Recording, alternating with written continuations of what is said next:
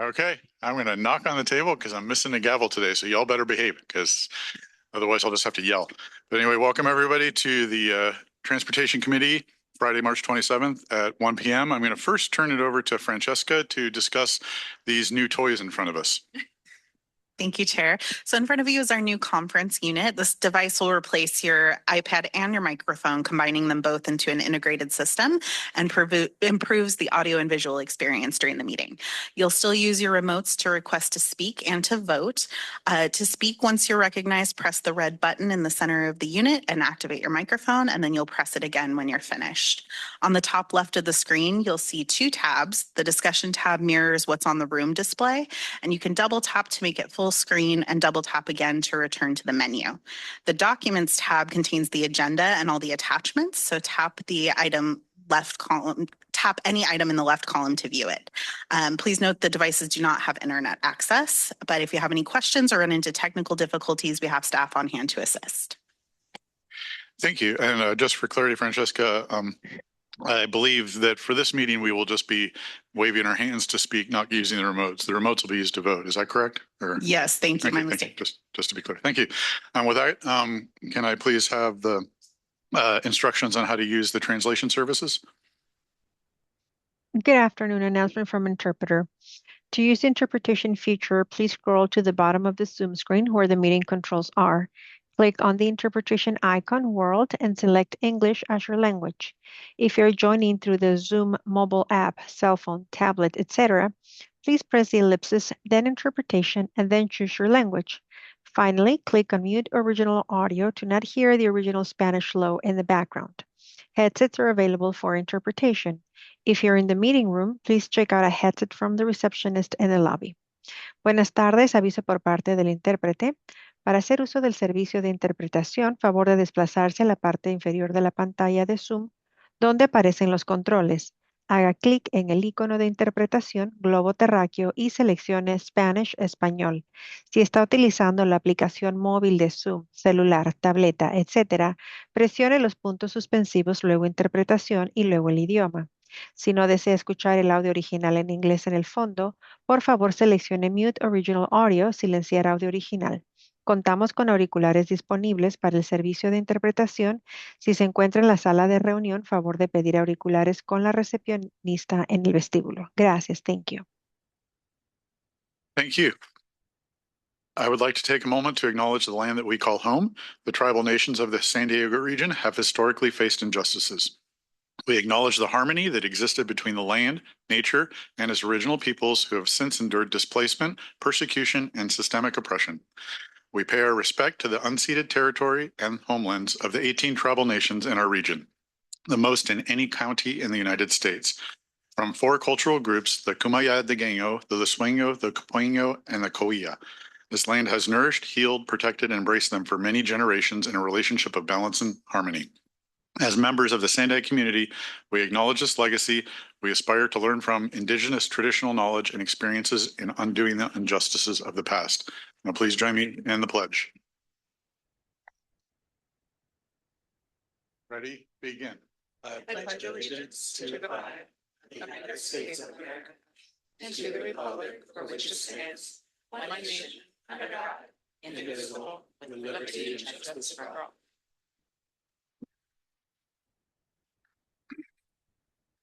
Thank you. Francesca, can you confirm we have a quorum? Thank you, Chair. We do have a quorum with the City of San Diego and the County of San Diego absent today. Great, thanks. Now we're going to move into the agenda. For informational purposes, I've asked the clerk to give 2 minutes to speakers with acceptive consent. Consent will be limited to 1 minute in order to be able to get through the agenda that we have today in time.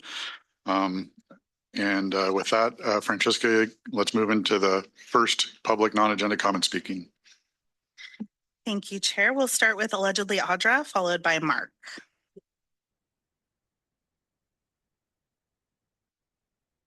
It's interesting as an agency that really is supposed to be providing transportation and making it easier. You guys have gone into environment and housing and all of these things. And, you know, it's just interesting that when you are providing transit or any kind of transportation or doing anything with the roads, you're actually making it harder on people to get around. And it's very negligent when we should be making it easier. You should have plenty of public transit that people can use. The road should be something where we're expanding the freeways. But instead, you guys work on controlling people's behaviors and changing behaviors and de-incentivizing driving. And so as somebody who's supposed to be providing more options, you're literally taking them away and doing it under the guise of something that is filled with propaganda, because climate change is not, it doesn't exist the way you guys think. And it's very negligent to not look into that and see what's actually really happening with the weather that is forcing all of this stuff to take place. Because if you weren't concerned about the climate like that, but I mean, you're supposed to be like preserving the environment, right? Well, if you were, then you would look into that and saying, well, the things that they're spraying above us is extremely toxic, not only to us, but to the environment. What they're spraying in the sky as well to produce rain is incredibly toxic, not only to us, but the environment. So if the things that you guys are pushing are based off of lies, then you're not really providing those things. And the money that we're giving you guys to do this is literally impeding our ability to have a free and fair life. And I feel like you guys need to start looking into those types of things to make sure that what you're implementing isn't just about controlling people, but it is really about preserving the environment. And if that means that you have to course correct, then you should do it because it's toxic to all of us. Thank you. Our next speaker will be followed by Mark. Or I'm sorry, our next speaker will be Mark, followed by the phone number ending in 8813. Mark. So basically everything that your committee is doing, and it's sad, you're probably just not aware of this. You've been led to believe that it's because of climate change and you want more electric vehicles and much more public transit, which there's a video and people need to know this. The title on YouTube is Klaus Schwab Message to the Western Nations About the Coming Decimation. And it's basically showing him saying that he's talked to this city of LA, and by 2035, the freeways up there will be parks. Basically, they want all public transportation. And that just sounds great with high-speed rail and stuff, except for one thing. If you want a totalitarian society, there's three things you need to do. And technically, we're a corporate oligarchy, which is just as bad in its own way. Totally fascist and totally communist aspects at the top, controlling all private property, controlling all transportation, which is what you guys are about, and making sure that they don't have good weapons to ever revolt, even though I don't think that's the answer. Obviously, even recognizing a corrupt government as an authority is just the mistake of the people's part.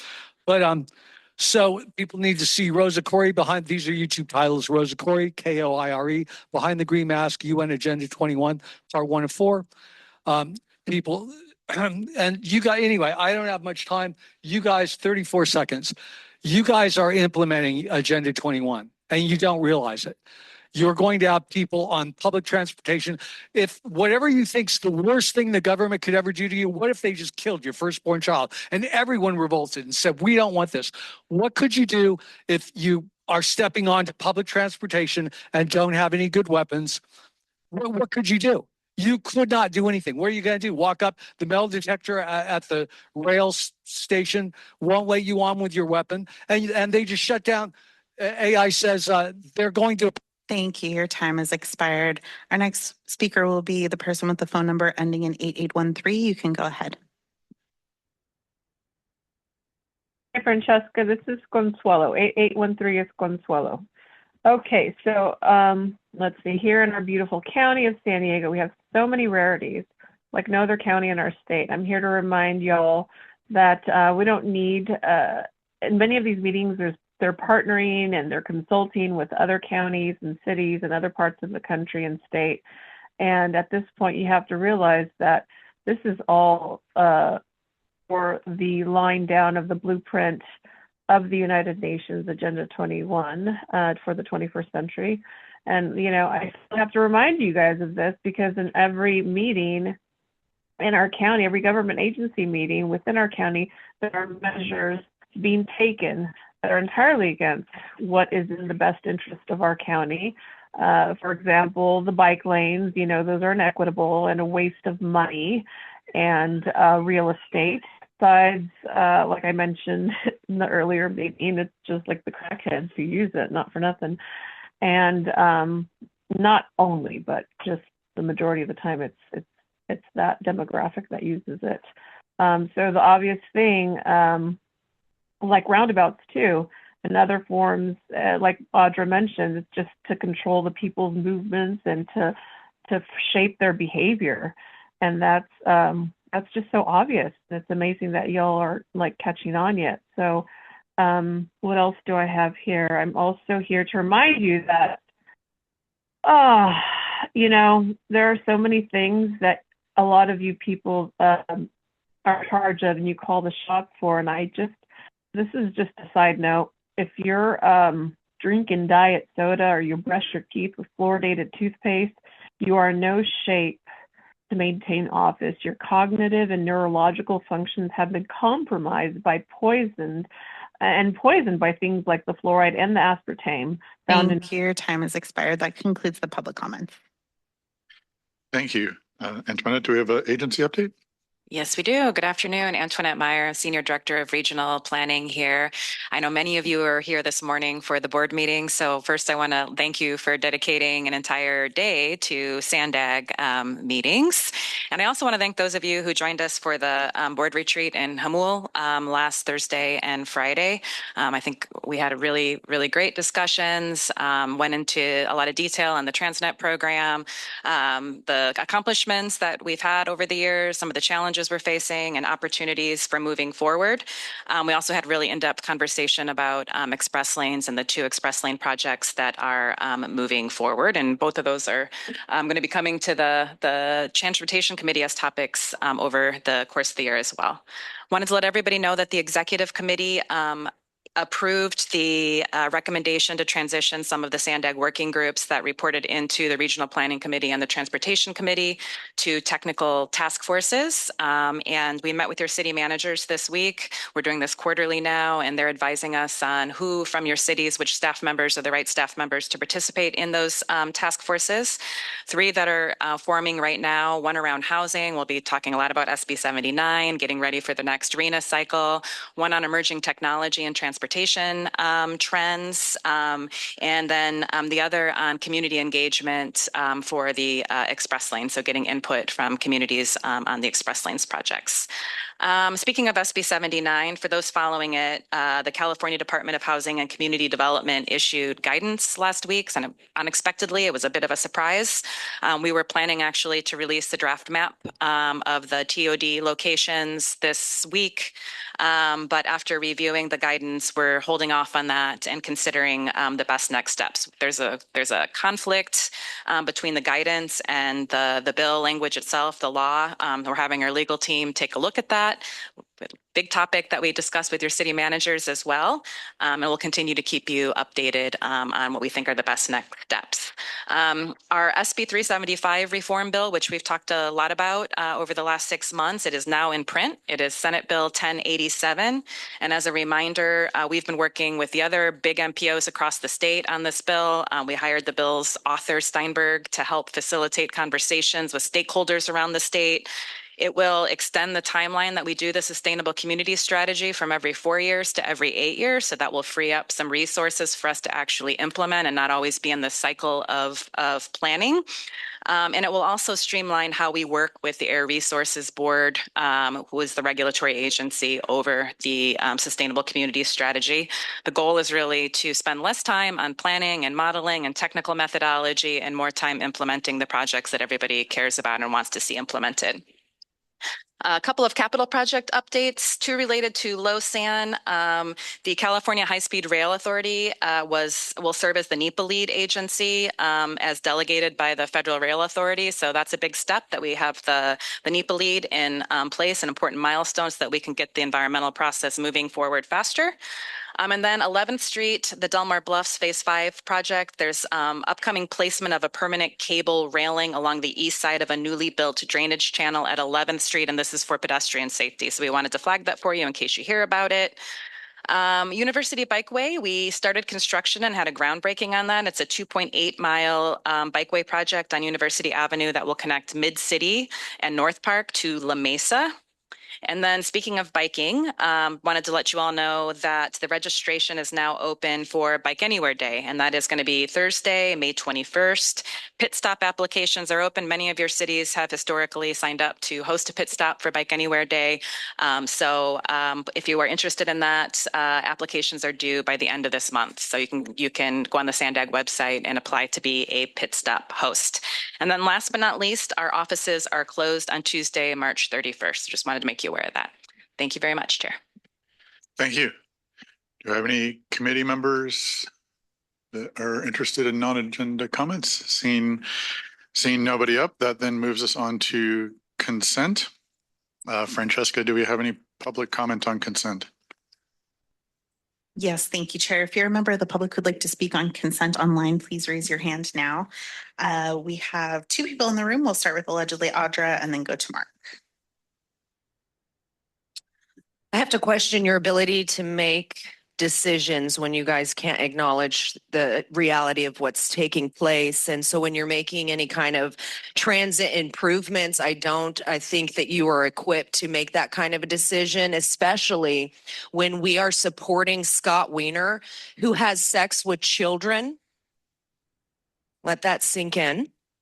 He is a pedophile. And we are supporting bills that come forward from this man. So in your doing of that, I'm very concerned about your guys's morals, your ethics, and you're compromised if you don't see that as a problem. And you're compromised if you don't see geoengineering and weather modification as a problem, because everything that you're implementing is based off of fraud. And again, you're supporting a man who has sex with children. Thank you. Your time has expired. Our next speaker will be Mark, followed by Consuelo. Okay, I realize you guys are constrained to doing Newsom's administration's will, which, by the way, no one voted about, no one knew about. He just dictated it, and you guys just have to do it. In the first place, you shouldn't even accept that. Your constitutional responsibility is to say, screw that. But aside from that, it is an absolute fact that he is a young global leader for the World Economic Forum. And what would make any of you think that the global corporations of the world have our sovereignty or our personal U.S. interest as citizens at heart in any way, shape, or form? We are the one thing that stands in the way of them and total global domination, which they practically have now because they're selling us everything. And by the way, what I was trying to say before is, if you're trying to have a protest and you can't enter the rail system with your weapon and they flip a switch and that rail goes off. Thank you. Your time has expired. Our last speaker will be Consuelo. You can go ahead.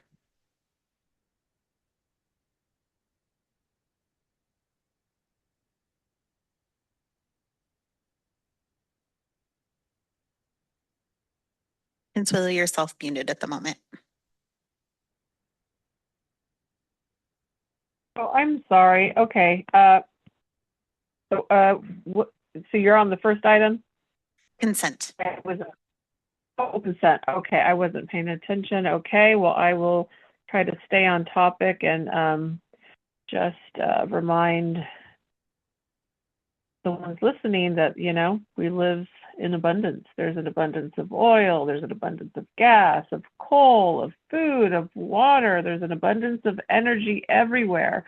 And that scarcity is manufactured by the ones, the psychopaths are controlling our system, and they want the people in fear, in debt, all for control. I got for consent. Thank you.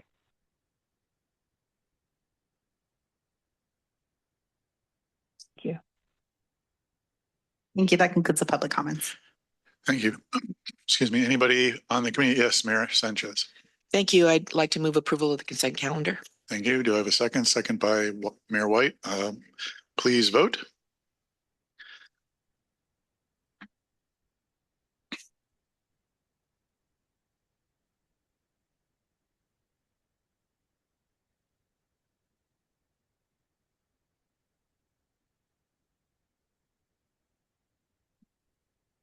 That motion passes unanimously with those members present. Great, thanks. With that, we'll move on to the regular agenda.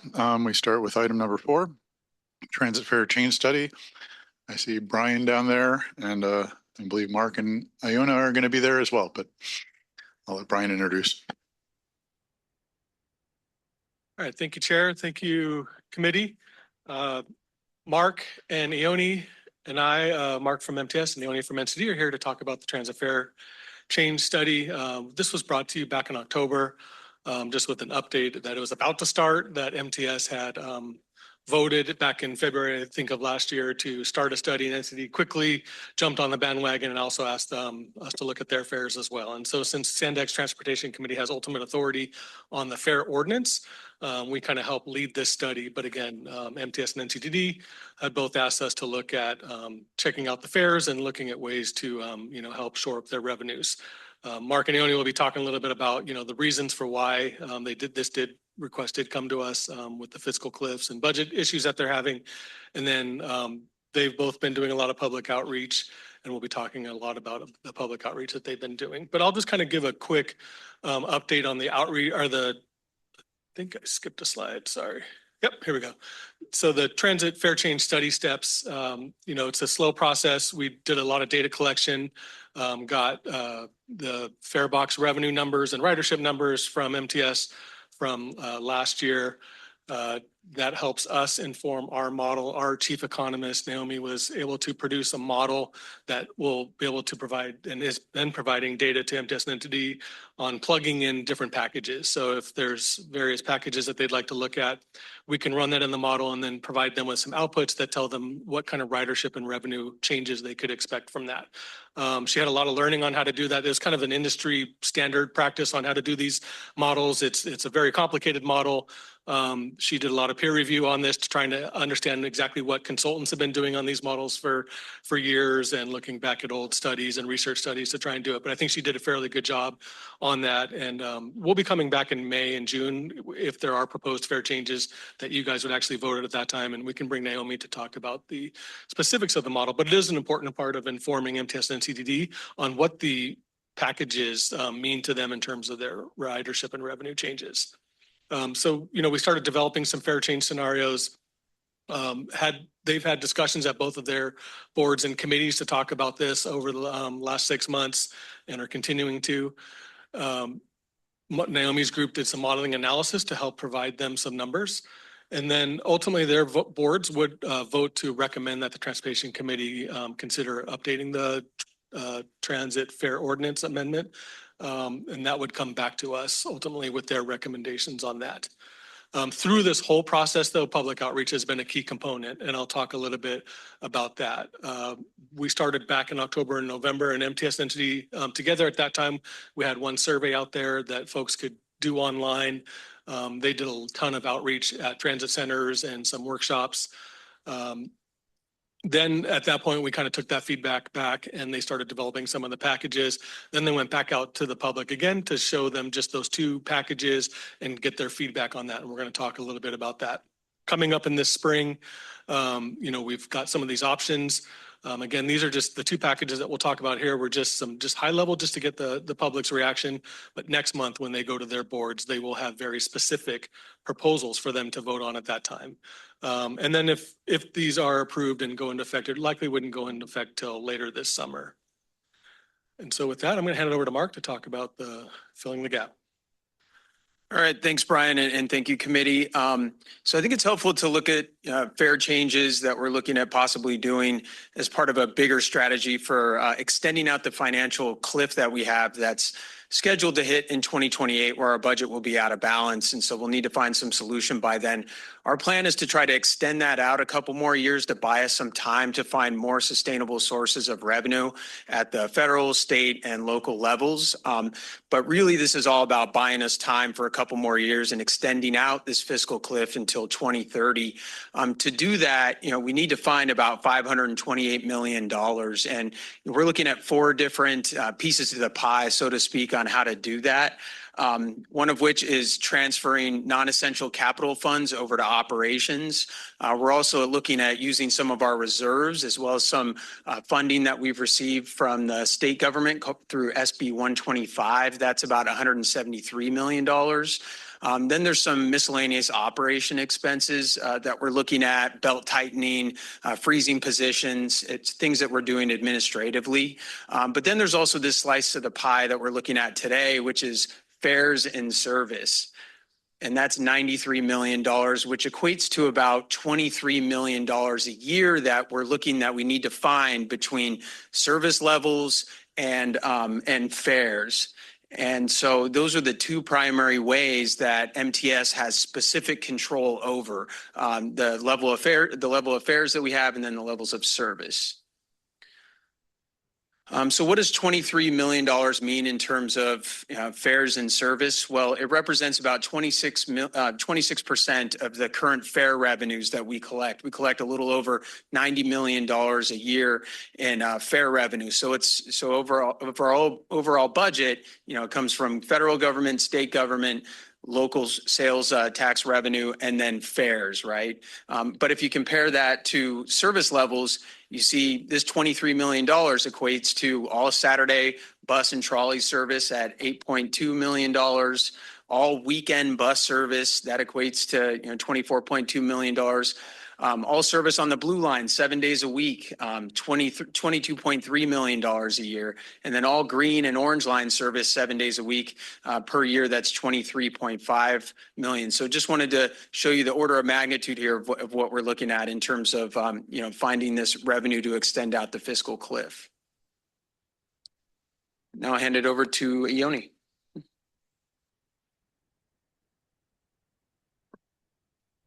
Thank you. Similar to MTS and as seen as many different transit agencies, NCTD is also projecting a funding deficit with the expected or projected funding deficit of around $16 million in FY28 and close to $23 million in both FY29 and FY30.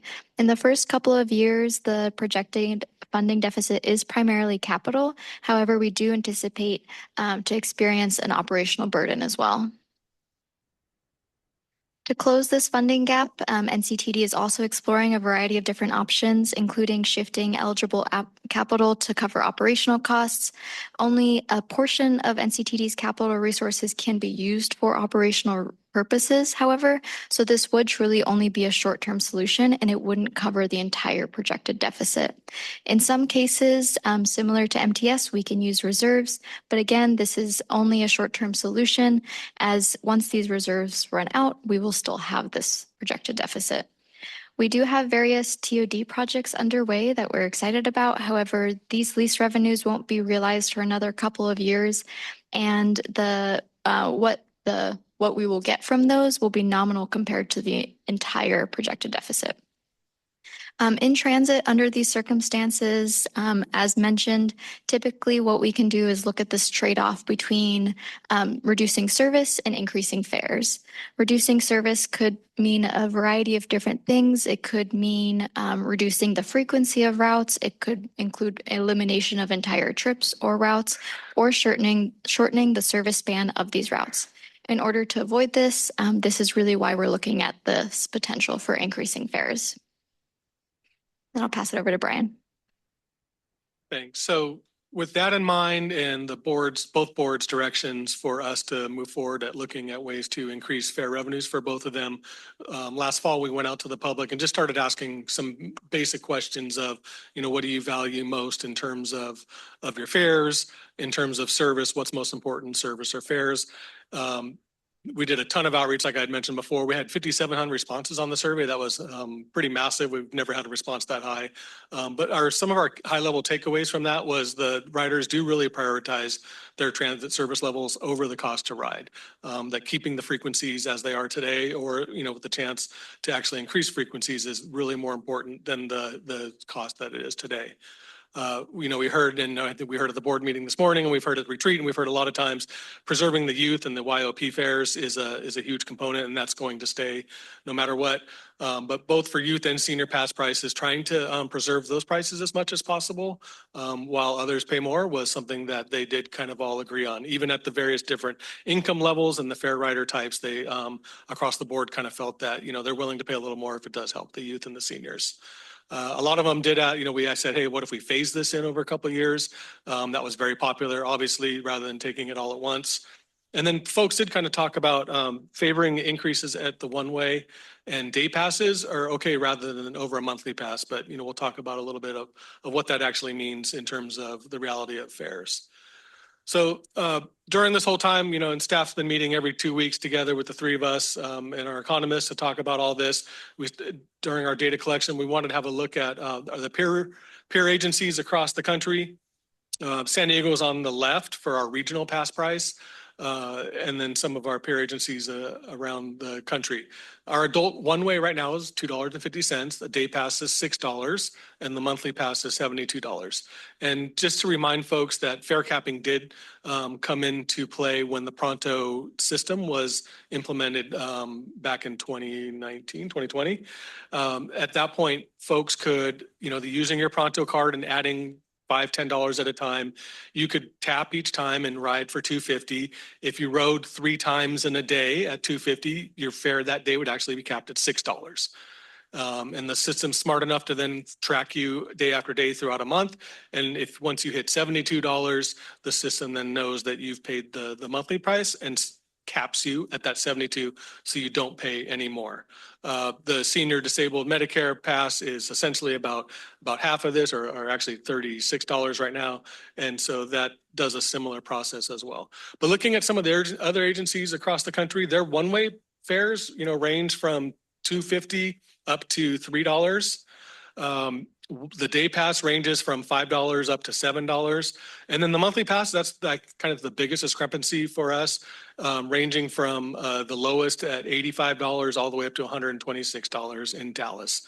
And I don't think we alluded to this before, but that $72, the $2.50 has gone up over the years. It used to be $2.25 and $2, and it went up to $2.50 about 5-6 years ago. The $72 pass, though, has been held steady since, I think, 2009, 2010. So if you wanted to talk inflation and what that means, that's a whole other conversation. So as part of the spring outreach between the two agencies, we just developed some super high level packages of what could be and we just wanted to get the feedback from folks at this point. We wanted, and Mark and Ione and other staff, when we were presenting this to the public at the workshops, we're saying these are just staff's proposals at this point. We just want to gauge your reactions on this. We'll present these to the board ultimately in April when these guys go to their board. There'll be a specific package that will be presented to them at this time. But the current prices are on the left, package A and B. Package A was kind of just a slight increase, where package B is obviously a bigger jump. One of the things with package B was to try and maintain the SDM, the Senior Disabled Monthly Pass, actually at a lower increase than the package A. So it's a big jump from $72 to $100 for the adult monthly pass, as you can see in this, but for SDM, going from 23 only to 28 rather than 30. And then looking at the Coaster and Sprinter Breeze, Coaster right now does have a 3-zone system where you pay by how far you go along the route. We found through our data that a high proportion of the riders are actually traveling the 3 zones already. So NCTD's proposal on that was to, in package A, to just collapse all the zones into one, and it's about the same price as a 3-zone price right now. But then obviously package B does have a bigger jump. For their Sprinter Breeze, it's a slight jump up from their $59 a month monthly pass price that they have, and a slight jump from their $19 pass price. So again, these were just the packages that we've been talking with the public about, getting reactions and asking them questions about what they think about that. We presented to them also during these workshops just kind of what our initial modeling results for both of these packages were netting the agencies. For package A, combined for both agencies, it's about a $12 million revenue increase with a obvious, a slight ridership loss of about $2.5 million. And again, the modeling, it tries to do its best. It's not a perfect model. It's based off of past usages of transit, past fare changes, peers across the nation. But generally, it's a price elasticity kind of a thing. It's looking at demand and what happens with prices.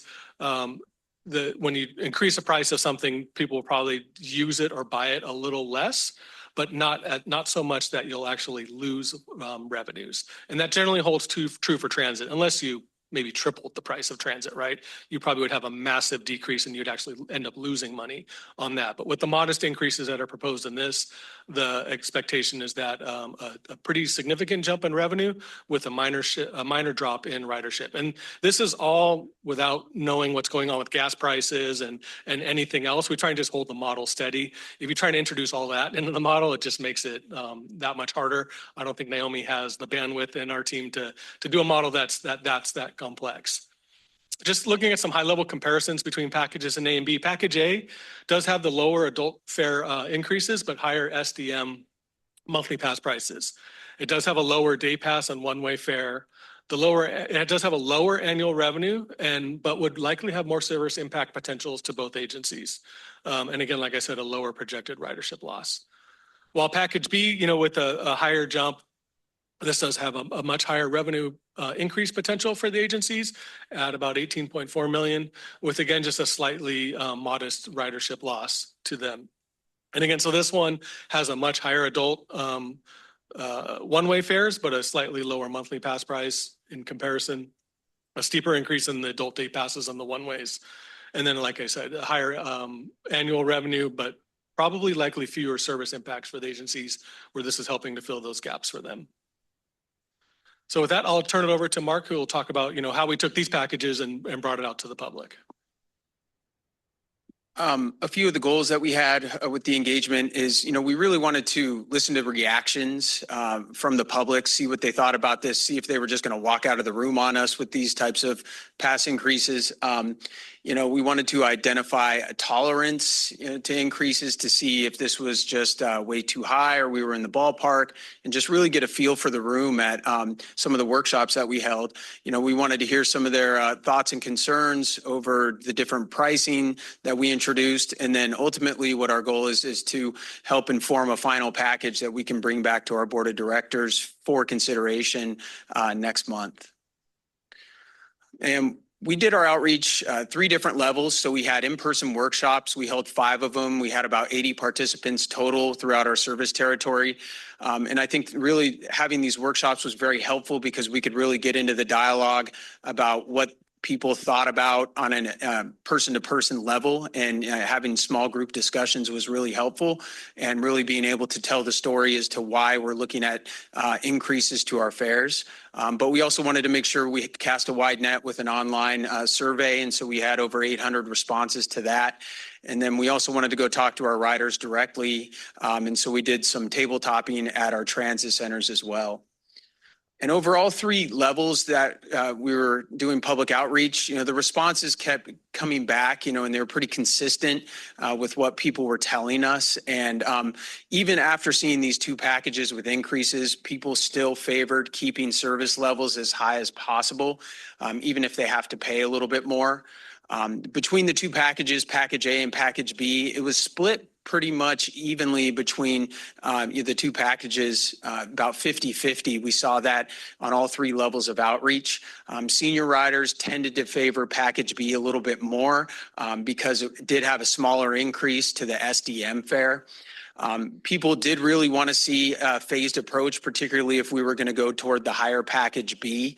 They thought that was just more tolerable, and that makes sense considering the pass price now is at $72 for an adult monthly. And really the adult monthly is the driver of the vehicle, so to speak, with any type of increase in any kind of fare revenue that we'd want to get above and beyond what we're collecting now. Really moving the needle on the adult monthly pass is very critical because of so much revenue that we collect.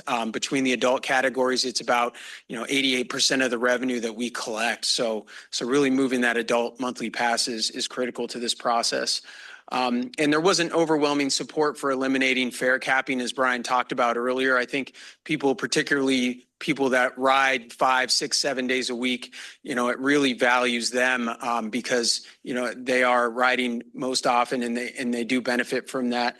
And even if we're able to, get that number below $90 for that adult monthly pass, it still didn't get people to want to move away from fare capping because it is so important to our very frequent riders. I'm now turn it over. Thank you. So similarly, we are currently in our outreach period to collect public feedback on the proposed scenarios. We started off with some fare change workshops. The first one was on March 18th, and we had another one last night. We also developed an online survey and held pop-ups across our entire service area, including 11 total transit centers, to promote both the survey, but also be available to answer any questions that the public might have about the scenarios. We also rode Coaster, Sprinter, and Breeze across our area to really meet people where they're at and again, answer questions. We made sure that our materials were available in both English and Spanish and conducted outreach itself in English and Spanish at most events as well. Our survey does close on March 31st, and we do have a few days of outreach left and a few major events planned, so we don't want to get into the results yet. But so far, we have found that most survey respondents thus far do seem favorable to some level of fare increase to maintain service levels. Upon survey closure on March 31st, we will conduct a full analysis on the data and provide an update to our board in April and really dive deep into the data on how the public feels about the various scenarios. Perfect. And so, like I said, their boards are expected to likely receive an item at their board meetings next month and possibly vote on a recommended vote set of changes that we would come back to Transportation Committee with. When we come back to Transportation Committee in May, if this all works out right, we would bring then at the full outreach results from both series of outreaches. We'd have the package of proposed changes, the fare ordinance itself, which is like a 40-page ordinance. That's what you'll ultimately be voting on. We'd have a redlined document of that you could have a look at to see specifically what's being changed in there. It's, essentially the fare changes. There are some minor corrections in there. And then as well, we'd have the full Title VI analysis as part of that package once we know the proposed changes that would be included as part of that whole package that we bring back to you. Let's see, clicking forward. So Chair is going to have us jump to public comment before we hand it back to you for discussion. But I just wanted to give you a preview of the two discussion slides that we would, hope you provide feedback to us today. But one is to, provide some feedback on the packages A's and B's. What do you think? How is outreach? What you've heard from the outreach, what you know from your own constituents. Is there anything else that we should be considering before they go back to their boards next month? And then, we had a good discussion on the fiscal cliff. If you were at the board retreat, SANDAG's board retreat last week, there was a great discussion on funding levels for everything in the region. MTS and NTD obviously have issues. SANDAG has our own funding levels and all that. But just a discussion between Transportation Committee members on, what can we do as an agency to help MTS and SANDAG? What can we do with Transnet? I think you guys talked about that a little bit last week. Just some things that we can help consider, that this committee can help consider, and then forward on to the board for their consideration as they begin these discussions over the next 6-12 months. So with that, Chair, I'll hand it to you. Great, thank you. Nice presentation. Francesca, do we have public commenters on this item? Thank you, Chair. We do. We'll start with allegedly Audra and then go to Mark. Sounds like a lose-lose situation. Either you guys pay more or you're going to lose some services. Sounds about right. And the government, anytime you guys need money for us to make up for negligence is so sad, because how is this even going to sustain? Like, you want everybody to take public transit. How the hell is that going to happen if you can't even... Like, even if you do, which you're going to raise the fares, you're still going to come after us for more money at some point, because it's not going to be enough, or it's going to be spent here or there, and you're still going to find more need for more and more money just to sustain the entity. But it's like, thinking ahead and you wanting to push us into that kind of stuff, how is that ever going to be possible? We have buses that there's nobody on it, and yet let's just keep driving it around. So it seems like we're just doing our job. Like, you would stop doing stuff like that. Like, there's ways to save money, but it's always coming after the people who are just trying to get by And this cost is just going to continue to go up. It's going to continue to go up year after year until it's like driving and people can't even afford to take public transit. And it's just sad because it's like you guys don't even have bathrooms that are being provided. You want people to do all this stuff, but it's like, I mean, it's not a conducive environment like New York or other places. Like you want to take public transit. You don't want to drive. It's easier. You can get anywhere in a very quick manner. And here it's like, it'll take you all day if you just want to go somewhere. So maybe we start thinking about like actually making it a productive system so that people want to use it, but not force them to use it and then be like, well, we're going to just have to charge you more. And that's what always happens with the government. And it's just sad because it's like, you know, you guys get so much money to spend of ours and thinking about $528 million that you guys need. Holy crap. It's going to come from the working people and it's just going to be wasted because you're always going to ask for more. Thank you. Your time has expired. Our next speaker will be Mark, followed by Consuelo, and Consuelo will be our final speaker on this item. Okay, so you guys aren't recognizing some things. Preserving discounts. Well, that's because the seniors, because the Federal Reserve is causing inflation, they simply, they paid into the system. They should have enough to live, but they don't because of inflation. And that's intentional. People out there need to see these YouTube video, Zeitgeist Addendum, this is the title, Zeitgeist Addendum, full free documentary, Social Pathology, Peter Joseph. See it from 6 minutes, 40 seconds to 25 minutes.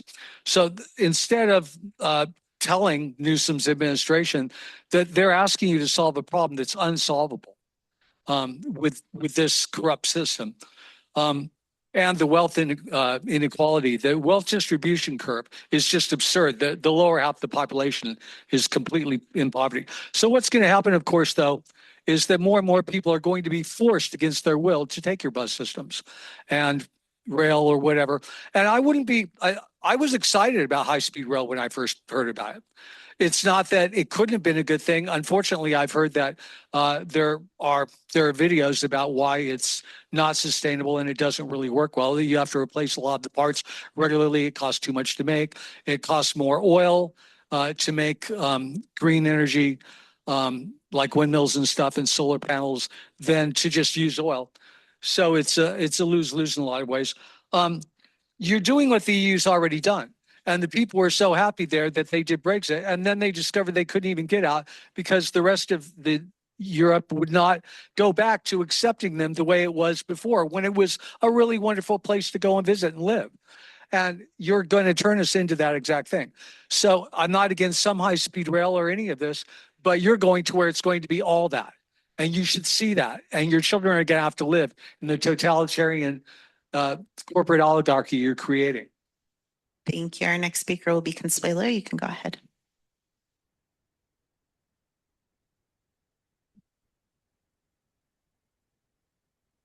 Okay, Consuelo here.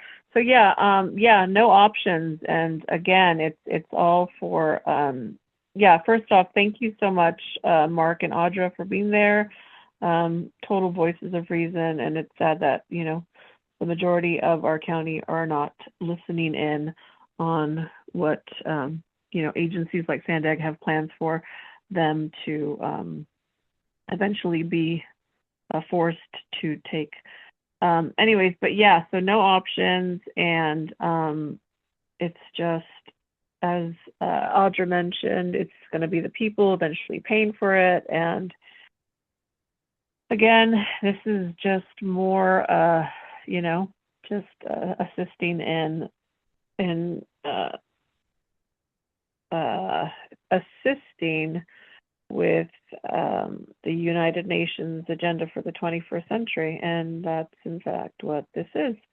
So bit by bit, incrementally, agencies like SANDAG and all these other agencies within our county are going to get away with so much because it's all for the safety, it's all for sustainability, it's all for, the carbon footprint. And yeah, people are scared. They don't want to, they'd rather just live on their knees and continue to be, bend over and take it by Big Daddy government without lube.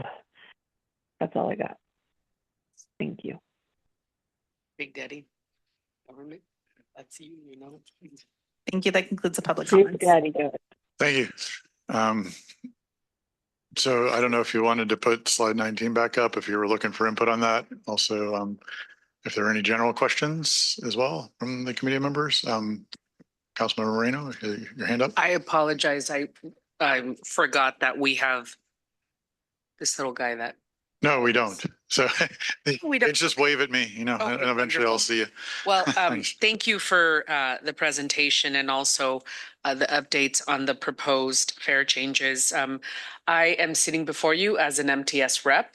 That is a hat that I have on and who I represent on this body. And I have been privy to the progress of the fare change study for MTS, specifically as in my role as a board member. I do want to point for the record that conversation at the board has focused on how to balance fiscal challenges while asking riders to pay more in one of the most expensive cities in the nation. One of the things that we have brought up at MTS is that concept of a fare cap. You know, just general scenarios where we have low income individuals who have to pay more on the front end is it's a little more difficult, right, than having to pay a little as you go, but not, you know, topping at the $75 mark. So that is something that I think the board has received very well. We think that that is a good, something that we need to continue to do. Something that wasn't discussed, but as the previous chair of the equity working group, and to put it on the record, keeping consistent with our youth opportunity pass opportunities that we have here in the region of San Diego is very, very, very important to most folks on the board. If you don't mind going back to the slide that shows the comparison of the different transportation agencies, and I do want to point one thing out. Some of those agencies that were, and let me ask the question. Besides, I don't want to make assumptions here. Are those agencies comparable to MTS and North County? Yeah. Yes, they are. So we chose agencies that are peer agencies where they have similar ridership. They have both light rail and bus service. Okay, so all these folks here are dealing with about 3 million people, or probably more we're dealing with, right, in the region if you count Tijuana. Yeah, give or take, yes. Okay, wonderful. And we didn't include LA. I think I heard a public commenter at your board meeting last week saying, why didn't you include LA? I mean, LA's not really a peer agency. I know they're close to us, but it's a massive agency, and they get a lot of self-support from their tax measures up there that help them subsidize there. Well, and that's my the other point that I wanted to make is most big transit agencies are heavily subsidized by whether it's taxes or the federal government. So I think it would be interesting to see, you know, what the subsidy is. There's just, I mean, the Northeast is just subsidized left and right. So the other thing that I wanted, so thank you for that clarification, because I saw that, and the only city that I think is comparable to our region is maybe Dallas. But thank you for enlightening me on that. The other thing that I wanted to point out is at our SANDAG board retreat, and I try to look at my pictures to see if I took a picture of that slide, but it was called Adapting to the Changing Conditions under net annual. It was pointed to us that under the net annual revenue, so the bottom portion of that, and I'm sorry I don't have a picture of it, but if you guys do, that would be awesome to pull up. I know I'm asking for a lot, but it was brought to our attention that under the net annual revenue, we as the board of SANDAG can potentially make changes to some of the boxes. One of the boxes that was pointed out was the major corridor capital projects, where we could actually move some funding and prioritize transit agencies, if I heard Mario say that correctly, which I was sitting in the capacity as an MTS commissioner, so it perked my ears up. I would like to see how fast we could get moving on that, if it's even a possibility, how fast the board would be able to make those changes to subsidize our transit agencies. maybe I'm wishful thinking here, but I could assure you that the more people we get off of these trolleys and buses and onto their cars on a road is going to be so much more expensive for the region and for SANDAG. So we absolutely should be subsidizing and helping out our transit agencies as much as possible with some of the redirection of the funding. I have traditionally voted no when it comes to raising rates for my residents in the city of San Diego. We're absolutely hurting. It has to be the last resort, in my opinion. And so, I mean, you're not asking me how I'm going to vote on this today, but I will say that this is a really hard pill to swallow, especially considering at MTS, I represent the southernmost part of the region, I guess, or the MTS's map or service area. And we are the backbone of MTS with our trolley, the Blue Line. A large percentage of the folks that utilize the trolley are coming in from Mexico, whether they are American residents or tourists going to spend money. I certainly don't want to see any of those folks get into their cars because of the prices that we're proposing here. Kudos to you guys on the outreach. I was critical on the phase 2 about how much outreach we did to the Blue Line, but I know you guys did a lot of work in the phase 1 part of it. So I think you guys are doing a great job having, and I think we shared it as well on social media to have folks do their survey. But overall, thank you for the presentation. And I guess my comment right now would be for SANDAG to quickly look at how fast we could move major corridor capital project funds to subsidize. I think you pointed out it was 24 million per year.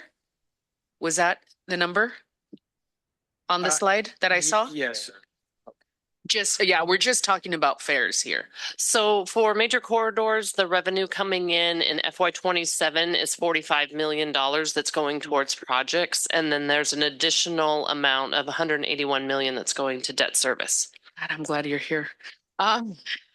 Mark, sorry, Mr. Olson, you pointed out that there's a discrepancy of about 24 million a year. Did I get that wrong? Because I think it's a total, when you go to the slides that you provided with the little money signs, I believe it was. Yes, it's a little bit of a moving target, but we're Okay. targeting about $23 million a year that we need to find Got you. there over the next 4 years. Over the next 4 years would be 93 million. So Correct. if we can get can you go to the next slide? If we can get a commitment from, from SANDAG, if we can get 11 million a year, that, and that we would have to, raise the fares by not as much. I know that would take the board, and I know that would take, God coming down and, blessing us all right now, but that will be my comment. There is a way,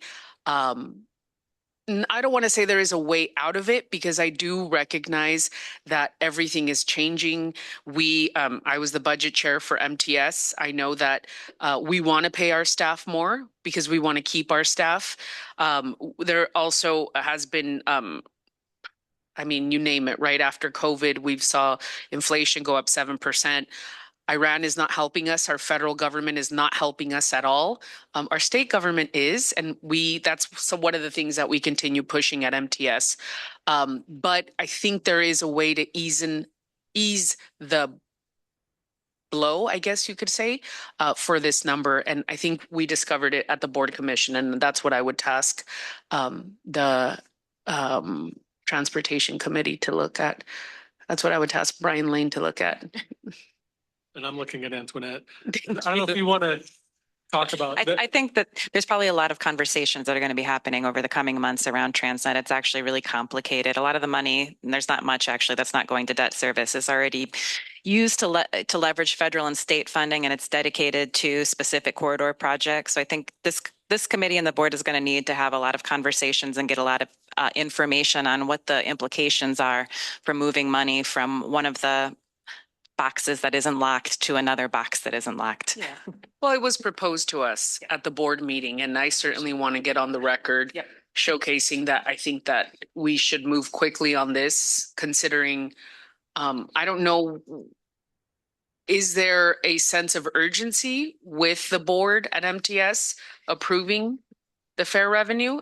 Are we like, can we wait a few months to see what SANDAG comes back to us? And I recognize we can't use all 46 million as was mentioned, but a commitment of 13 for 4 years would absolutely be a game changer with the amount of money that fair might, cost at the end of the day. So I will stop talking. Thank you. Yeah, thanks. First, it's Councilmember Fleming, and then I'll go to Mayor Sanchez. Thank you. And thank you for the presentation. I guess for the record, I'm an alternate on MTS and was actually at the last MTS board meeting and saw the MTS presentation as part of this. I certainly recognize the fact that there's this fiscal cliff that staring at and many other agencies are looking at as well. I personally, I support the idea of increasing the fares to help to offset some of this. My bigger concern is really around the fiscal cliff and how MTS and other agencies are approaching this. And I guess my concern is I keep hearing, we've got enough reserves. We think we can hold out till 2028, 2030, which to me certainly sounds like we're looking for some major change with the next, I'm assuming, presidential election cycle. We don't know what that's going to bring. We don't know who would be voted into office or what will happen. I also feel like we're living in a state that has a very large deficit and a lot of spending that keeps going and going and going, and hoping and crossing our fingers that the state is going to find its way out of the hole and find a way to support more grants for our agencies. I'm also concerned that we might be putting our hope in something that might not come to fruition. And so my I guess, questions and slash feedback is more surrounding a feeling of that these agencies are going to have to take belt tightening more seriously. And I get really concerned when I see the amount of reserves that we're planning on dipping into and continuing to eat away at these reserves. And then we get to a point to where we hit 2028, we hit 2030, wherever the point is. And if all of a sudden grants haven't turned around from the federal government and from the state of California to the level that would turn around and sustain the agencies, then what kind of a problem are we going to have? Because we keep pushing the can down the road is what I feel like I'm seeing and hearing continually. That's my feedback, and if you have any response to that, I'd certainly be open to hearing it. Oh, well, thank you for the comments. And there are a number of things going on. We are looking past FY30, for long-term sustainable funding efforts. And certainly, our CEO Sharon Cooney is working with the California Transit Association, is working with our state leadership as well, and looking for a way to basically modernize the funding mechanisms at the state level. Some of the state funding that we receive and the way it's allocated is decades and decades old. So there are some conversations being had at the state level to see what we can do to modernize these funding streams. And so there are some conversations happening at that level. And then also at the local level, MTS does have the authority to go out and ask voters through a revenue measure. And so we are analyzing that as getting that direction from our board. We are analyzing that for possibly in 2028. Thank you. Thank you for your response. Mayor Sanchez. Thank you. And this is item 4 is before us for information purposes, correct? I will first address I'd like to first address the comment about let's take money from here to fund this. We're doing things differently since Mario's come on as the CEO, and I really like his ideas about not parking so much money on major projects and trying to do those major projects in phases to be able to do other projects. And these are all projects that have actually already been approved to be able to get things done. For example, the HOV now managed lanes through Oceanside. We are able to move forward because those dollars were found. As we do these phased projects, to be able to continue to move forward on the and actually finally close that project, that HOV, originally HOV through I-5, and now, being transitioning towards managed lanes. So I would be opposed to trying to move things from projects because these are really, really critical projects. We don't have a lot of transit in North County, so we're actually very reliant on these projects in North County. The other thing as to what is being presented, I wondered because when I was a student for several years as college and then law school and all, in between taking classes, I lived in cities where I didn't need a car. I definitely relied on public transportation. And there was always a student pass, which was something like $30 a month or something. And I so appreciated that. It didn't matter, right now we have the youth opportunity, which is 18 and under, right? So you're losing, the college and all those other folks that are barely making it, right? But putting money into their education, but also trying to figure out how to pay, their necessities. So I wondered if that was part of the this exercise, the idea of having a student, because I'm not trying to make it harder to get to or make the gap larger, but I wondered if that was a consideration at all. I think on a regional level, the transit ordinance has been very supportive of MTS. Like 10 years ago, started a UPass with the University of California, San Diego, where every student, actually, they all voted back then to implement their own UPass, where every student pays, and it's like $70-something a quarter, and they all get the transit pass. And they revoted a couple of years ago, and so they have that. So that's a great way to get a very discounted pass, and not all of them take advantage of it, obviously, but it's enough revenue for MTS and NTTD because they can ride now Coaster as well to do that.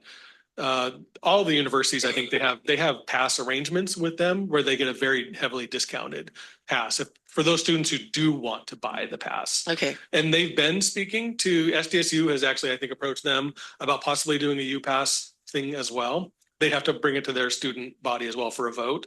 It's a little harder, it's just like a ballot measure where it's a high threshold to get the students to vote a tax basically on themselves to do that kind of UPass. But they do have very heavily discounted. So in terms of a fair increase, would slightly increase that student pass as well, but not by a whole lot because it's already so heavily discounted. Right. So I lived in or visited Providence, New York, Washington, D.C., San Francisco. Those are the places that I did not need a car. Thanks. Those are my comments. Thanks. Thank you, Mayor Sanchez. Go ahead, Sean. Yeah, just want to say, I really appreciate that comment. We recently redid our contract with UCSD specifically to provide all services. And in the beginning, it was just Breeze and Sprinter. We really wanted them to have access to the shuttles to the campus as well as Coaster and really all of our modes that are out there. I have lived in other areas where we work directly with the colleges to provide some type of a regional college piece. And really beyond that, we worked with the workforce centers to provide some type of a pass to workforce, like if somebody's trying to get their GED or they're going to a trade school. So that I would agree that I think that's something agency-wide we're looking at locally because we have several community colleges that are very close to our service grid, really from Miramar up to Palomar and Miracosta. So I think we've really got a good opportunity there between Cal State San Marcos and really those sort of regional universities and community colleges to take a look at that. Thanks, Sean. Yes, go ahead, Councilmember Mendoza. So coming into this, I too favored increases to one-way and day pass over monthly passes, like the respondents to the survey. The reason is, in my mind, I'm thinking that one-way and day passes are used more by maybe tourists or people who are going to the Padre game or a concert or something, whereas the monthly pass is probably used by people who have to go use public transit to get to work on a regular basis. And I'd rather not hit them as hard. But then I heard you say that 88% of MTS income comes from the monthly pass. And so that has changed my thinking on that. I see why it's important. So but I would definitely support a phase. I like package A better than package B, and I would favor a phased in approach, not on the one way or the day pass, but on the definitely on the monthly pass. We don't want to hit working people all at one time. Those are just my thoughts on that. Thank you, Councilmember Joyce. Thank you. I just was going to kind of bring forward, our conversations at NCTD. A lot have been around protecting families so they're able to plan as these changes are anticipated taking place. And so the phased-in approaches are definitely important, considering, so many folks use this to get their kids to school every day across our region. The Youth Opportunity Pass, again, just any chance I could say, yes, please, don't even look at it. I will. And then just that we use this as an opportunity to simplify. I think one of the barriers that comes up for folks is a complicated fare system. And so any chance that we can use this to leverage a moment of change to change things generally for the better is really good. So thank you for this conversation. Great, thanks. Anybody else have questions or comments? I'll go ahead and jump in with just a couple of questions I had or comments which was when I was looking at this, the agenda report had an interesting chart in there from MTS about what it looks like and where monies are coming from as the fiscal cliff approaches. The thing, I didn't see something comparable to NCTD, but the thing that was sort of unclear to me is under either of these proposals, how the picture actually changes with those proposals. And I don't know if that's in there somewhere, what the revenue sources look like and what, if we actually have the ability to show that if we do A versus B versus nothing, nothing is what was shown to us, but I don't know if if we have available how that changes in particular, like with NCTD, if you do A or B, are you still facing a fiscal cliff in 28 or does it push it out? I can't quite grok that from the information shared so far. I don't want to speak on behalf of MTS, but I would say that the fare change does not solve the fiscal cliff. Right. I think what that means for each respective agency is a little bit different just based on the modes that we run and the budget sizing. For us, it still doesn't solve some of our capital issues. And I think to what was mentioned earlier, we're really working diligently with the state to sort of redirect these projects that were long-term down the road that have sort of not materialized over the past decade and sort of focus that bank of money in the current to try to solve operating deficits while we try to figure out what a potential extension of SB 125 looks like, what a potential different funding source through some type of other alternative taxes out there. So it doesn't necessarily solve the long-term problem. I think what it really does is address the inflationary cost of operations between the agencies. And I don't know if Mark wants to expand on that. No, that's helpful. And actually, you brought up another point that I was just curious about as well. In these capital transfers that are being done, I mean, what does that look like? Are we suddenly, and are we creating another fiscal cliff? Or you're talking about future long-term opportunities, or are we going to stop maintaining trains and trolleys and in 5 years they're all going to fall apart? Yeah, I don't necessarily think the world's going to fall apart in 5 years. Right. But what I will say is, like I worked at a few agencies or in the regions where some of those comparatives were on the map, Portland area and Dallas, Fort Worth, and, a small stint in the Colorado region. And what happens over time is when you try to focus one over the other, the downline, and I can only speak for NCTD, what we're dealing with right now is we did not focus our efforts over the 50-year period in a very static and thoughtful way on how we maintain state of good repair. And so what we have in our current setting is a situation where we're maintaining track at a cost that probably would have been higher than it would have been 10 years ago.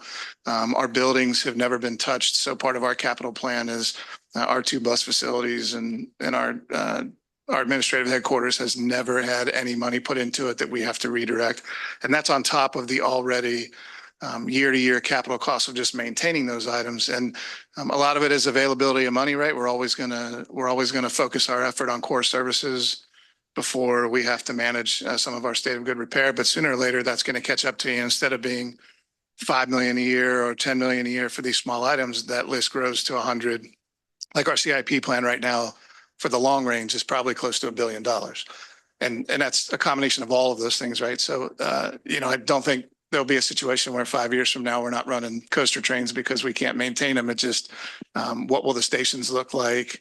What will the amenities with those look like? What are those creature comforts for our customers? What does that look like? So, Right. Which could also potentially suppress ridership if things get less comfortable, right? It could. Yeah. And in a lot of the other regions that I've been in, I think the focus has largely been how do we solve service issues on the street in a meaningful way. I mean, for us specifically, we came back to the board in this last year and we actually reduced our budget by 10 million with having a very nominal hit to some of the services that just weren't yielding the ridership that we wanted to see.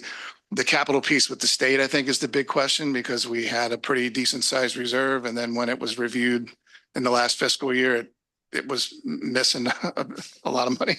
And that really has an impact on our ability to ask the state for things, and changes at the federal level have affected that as well, especially on zero emission fuels. If you have capital projects that are tied to zero emission and you had already started that plan, the likelihood of getting money in the current setting is very low unless you're willing to change that plan and move into something else. So Great, thanks.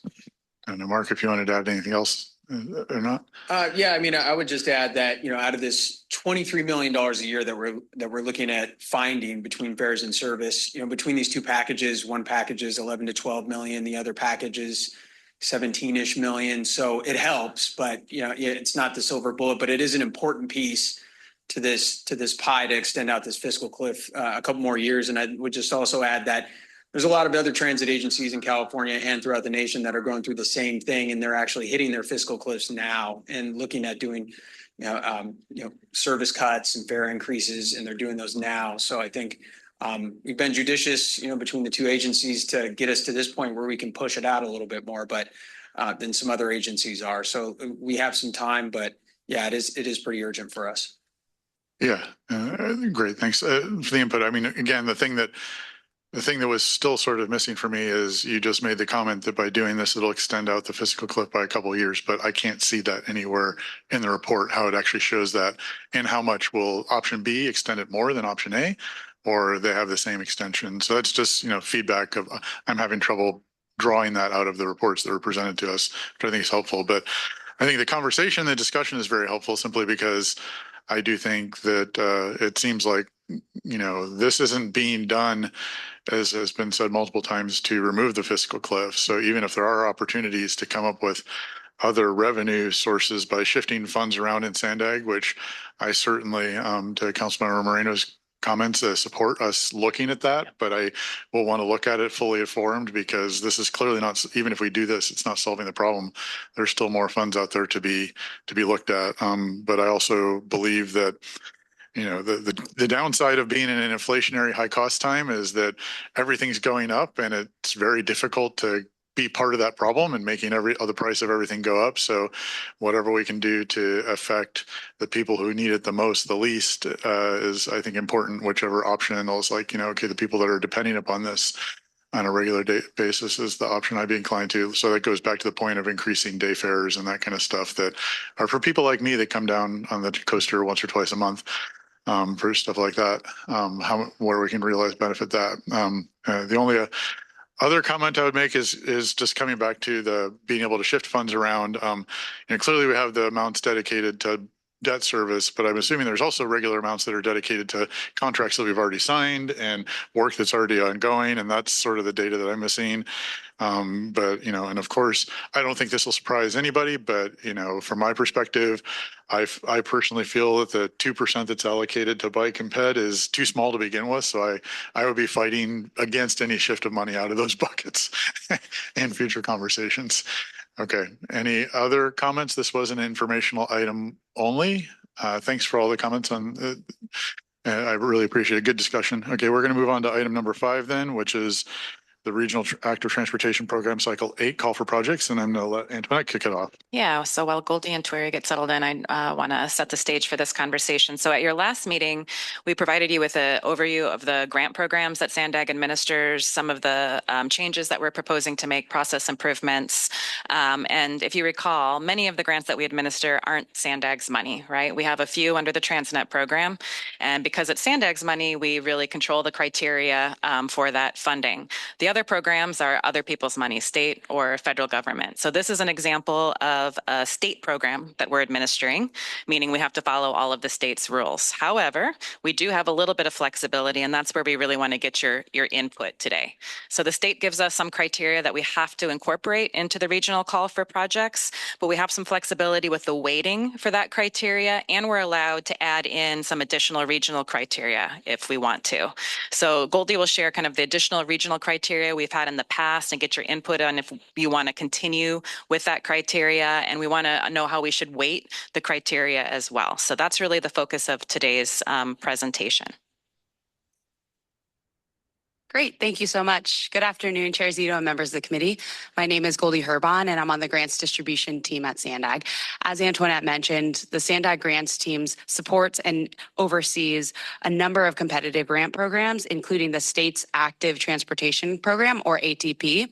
I just want to clarify that this program is not to be confused with the Transnet Active Transportation Grant Program, which is a completely different program, whose guidelines are made by us, administered by us, and solely funded through the Transnet ordinance. So today I'm talking about the next competitive cycle for the state ATP Cycle 8. So the California ATP Cycle 8 is managed and administered by the California Transportation Committee, or CTC. ATP is funded by a combination of federal transportation dollars and state-level dedicated funds. You can compete for statewide ATP funds through 3 competitive cycles: the statewide competition, the MPO or regional competition, and the small urban and rural area competitions, which I'll talk about in the next slide.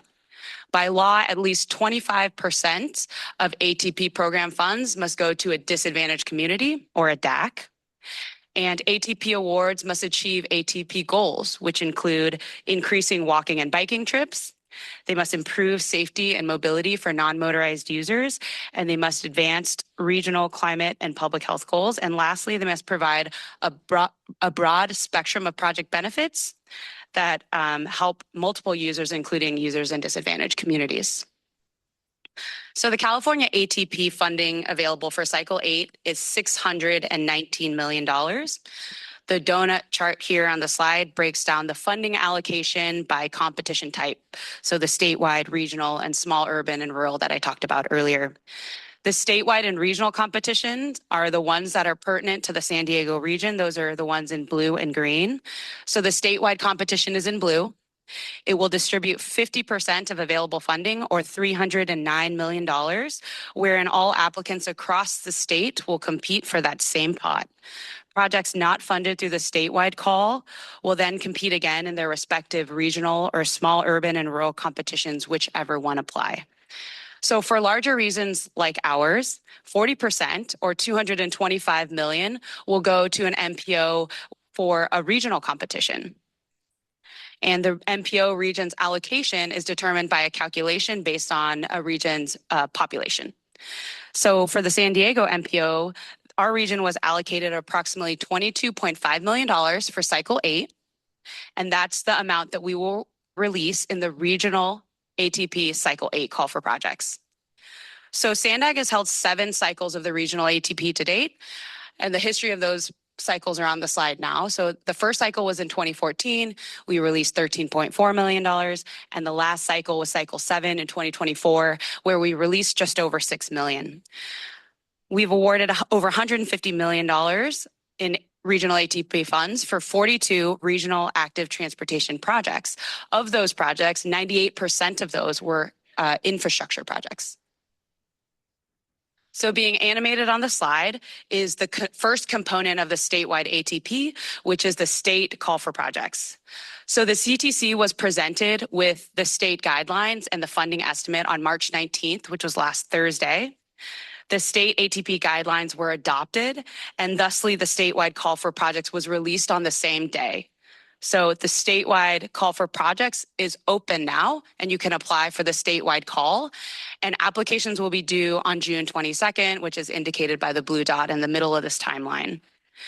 So funding recommendations will be made by the CTC in November, and those recommended statewide projects will be asked to be adopted by the Commission at the end of the year in December. And again, I want to reiterate that any project that is not recommended to receive statewide funding will automatically roll into the regional competition. So as a side note, I also want to mention that the 2026 Safe Streets and Roads for All grant program was just released this morning. So that will release approximately $1 billion in federal funding for similar type projects, right? Active transportation projects. Those applications are due on May 26th, so it's a tight turnaround. And SANDAG staff can send that grant information out to your staff if you'd like. I want to underscore that opportunity, which is different from this because there are 3 significant grant opportunities that are open right now or will be open in the near term for active transportation projects for our jurisdictions. So just wanted to note that. Okay, so now I'm shifting gears, and now we're going to talk about the regional active transportation competition, which is a main topic of today's item, and we're soliciting feedback from this committee on our regional call for projects and these guidelines. So we're seeking the TC's member input on the draft call for project materials. It's attachment 1 if you want to reference it for the cycle 8 regional ATP. As again, Antoinette mentioned, we do have some discretion on these parameters, which I'll discuss. So over the next several weeks, which is indicated by the first dot on the far left side of this timeline, we are going to solicit various feedback on the criteria and the call for projects to help develop the final call for projects. Once that's done, we will take the final draft call, or the final, call for projects back to the Transportation Committee and then the board in mid to late April. And if the board adopts our regional ATP call for projects, we will take that to the CTC for approval in June. And then if June comes around and the CTC approves, we will release our call for projects in July. We'll open up a 90-day application window for regional ATP projects, and applications will be due for regional projects on September 30th. Shortly after, we will commence the evaluation period, which will be between fall and early spring. And then we anticipate by next March, we'll have funding recommendations back to the TC, and then those will go to the board if TC approves. And then if the board approves the projects, we take them back to the CTC for approval, and then those awardees enter into agreement with the California Transportation Commission. So there are 3 eligible project types for this grant opportunity. It's infrastructure, non-infrastructure, which are those educational and encouragement programs, and plans. Just a couple things to note. The CTC limits the amount of funding available to plans, and they cap it at 2% of the overall amount. So plan projects, they can only get 2% of that total award. And then CTC guidelines also require that the 3 project types compete all together. So there's no allocation of amount for a project type. So they're all going for the same pool. Okay, so this slide will be the meat of our presentation, the crux, if you will. Now I'll walk through how the state criteria is passed down to the regional competition criteria. And at the end of this slide, I'm going to pause and pose specific questions that we want your feedback on. So the statewide guidelines are on the left table here, and they must generally be passed on in a regional competition. But MPOs may allow for supplemental guidelines or scoring criteria to address our regional priorities, which might differ from the statewide priorities.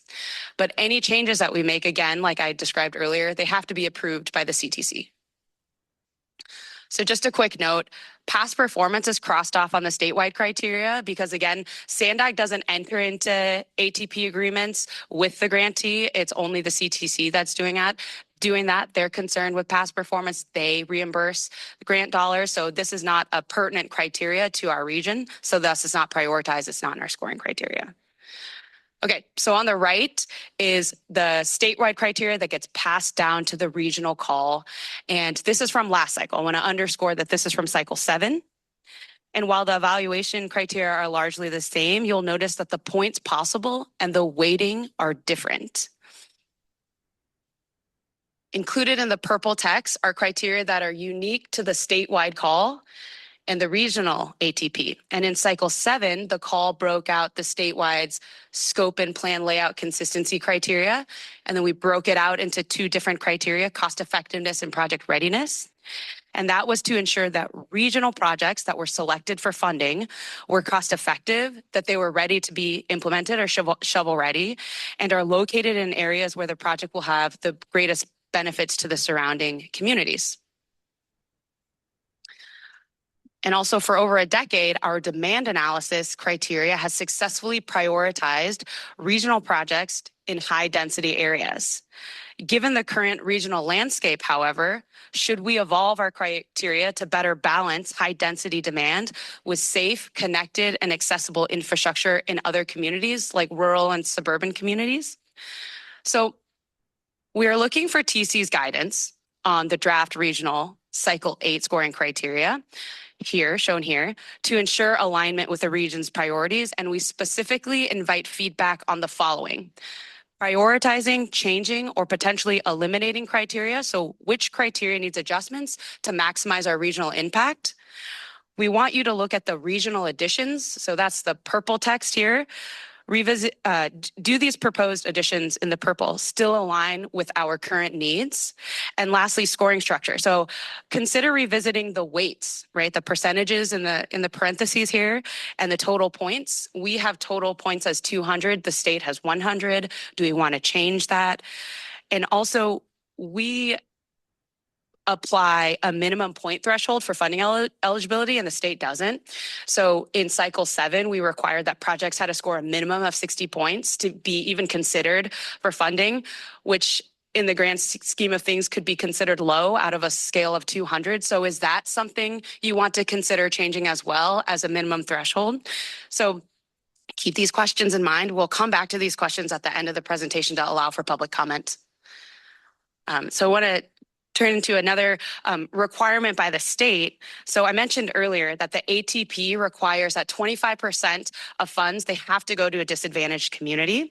And on this slide is a map that identifies disadvantaged communities, or DACs, using only one criteria of the CTC's criteria that are available in their guidelines to qualify as a DAC. So here we're just illustrating only the California Communities Environmental Health Screening Tool 4.0, or CalEnviroScreen, better known as CalEnviroScreen.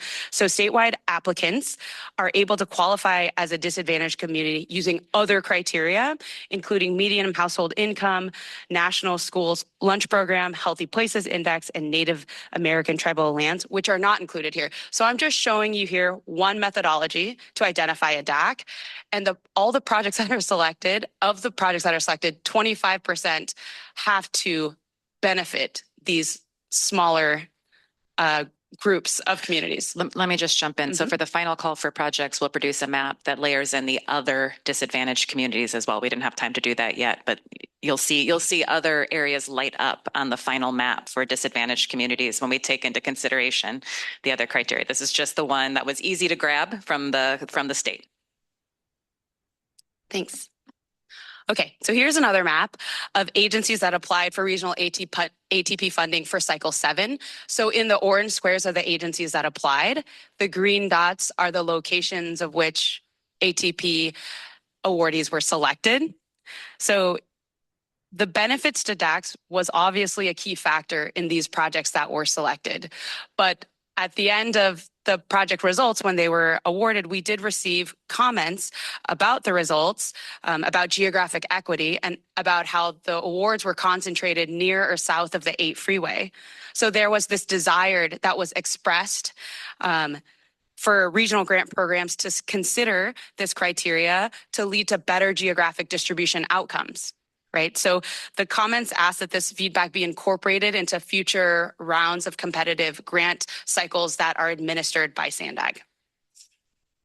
So SANDAG took that TC action to heart, and we incorporated geographic distribution into the latest cycle of this Transnet Smart Growth Incentive Program, which was held last year.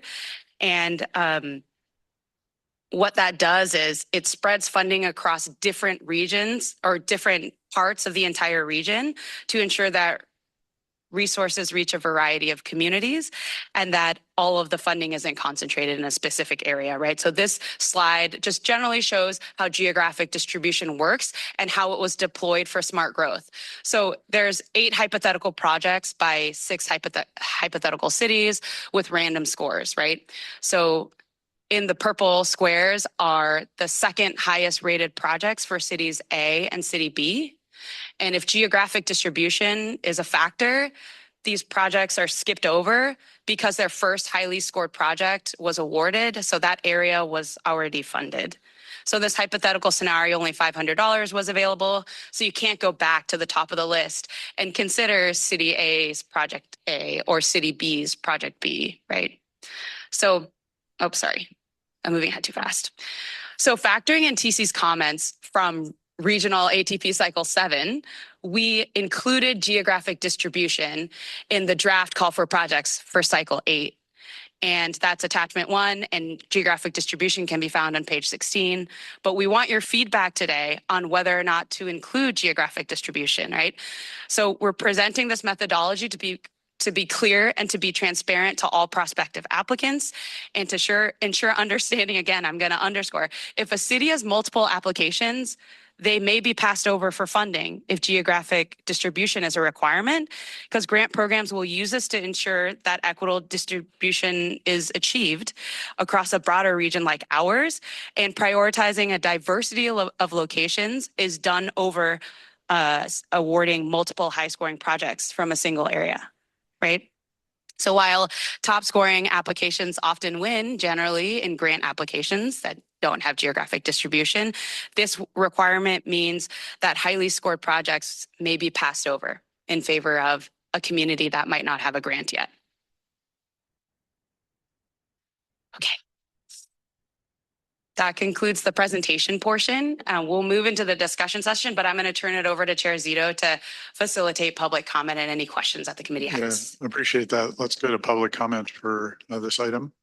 Thank you, Francesca. Chair. Our first public commenter will be Jillian Quint, followed by allegedly Audra. Hello, Chair Zito and members of the committee. I'm Jillian Quint, representing the San Diego River Park Foundation. We appreciate both the Transportation and Executive Committee's recent discussion regarding prioritization of the West Valley River crossing. As you consider the Cycle 8 regional ATP call for projects, I recommend you prioritize closing critical gaps in our regional trail network and explicitly weigh regional projects that can provide the multi-benefits of enhanced regional connectivity and ecological gateways and coastal access. So the West Valley River crossing, for example, is a vital artery of the I-8 Kumeyaay Corridor CMCP, transforms a high pollution vehicle heavy corridor into a functional bikeway and east-west connector to the coast.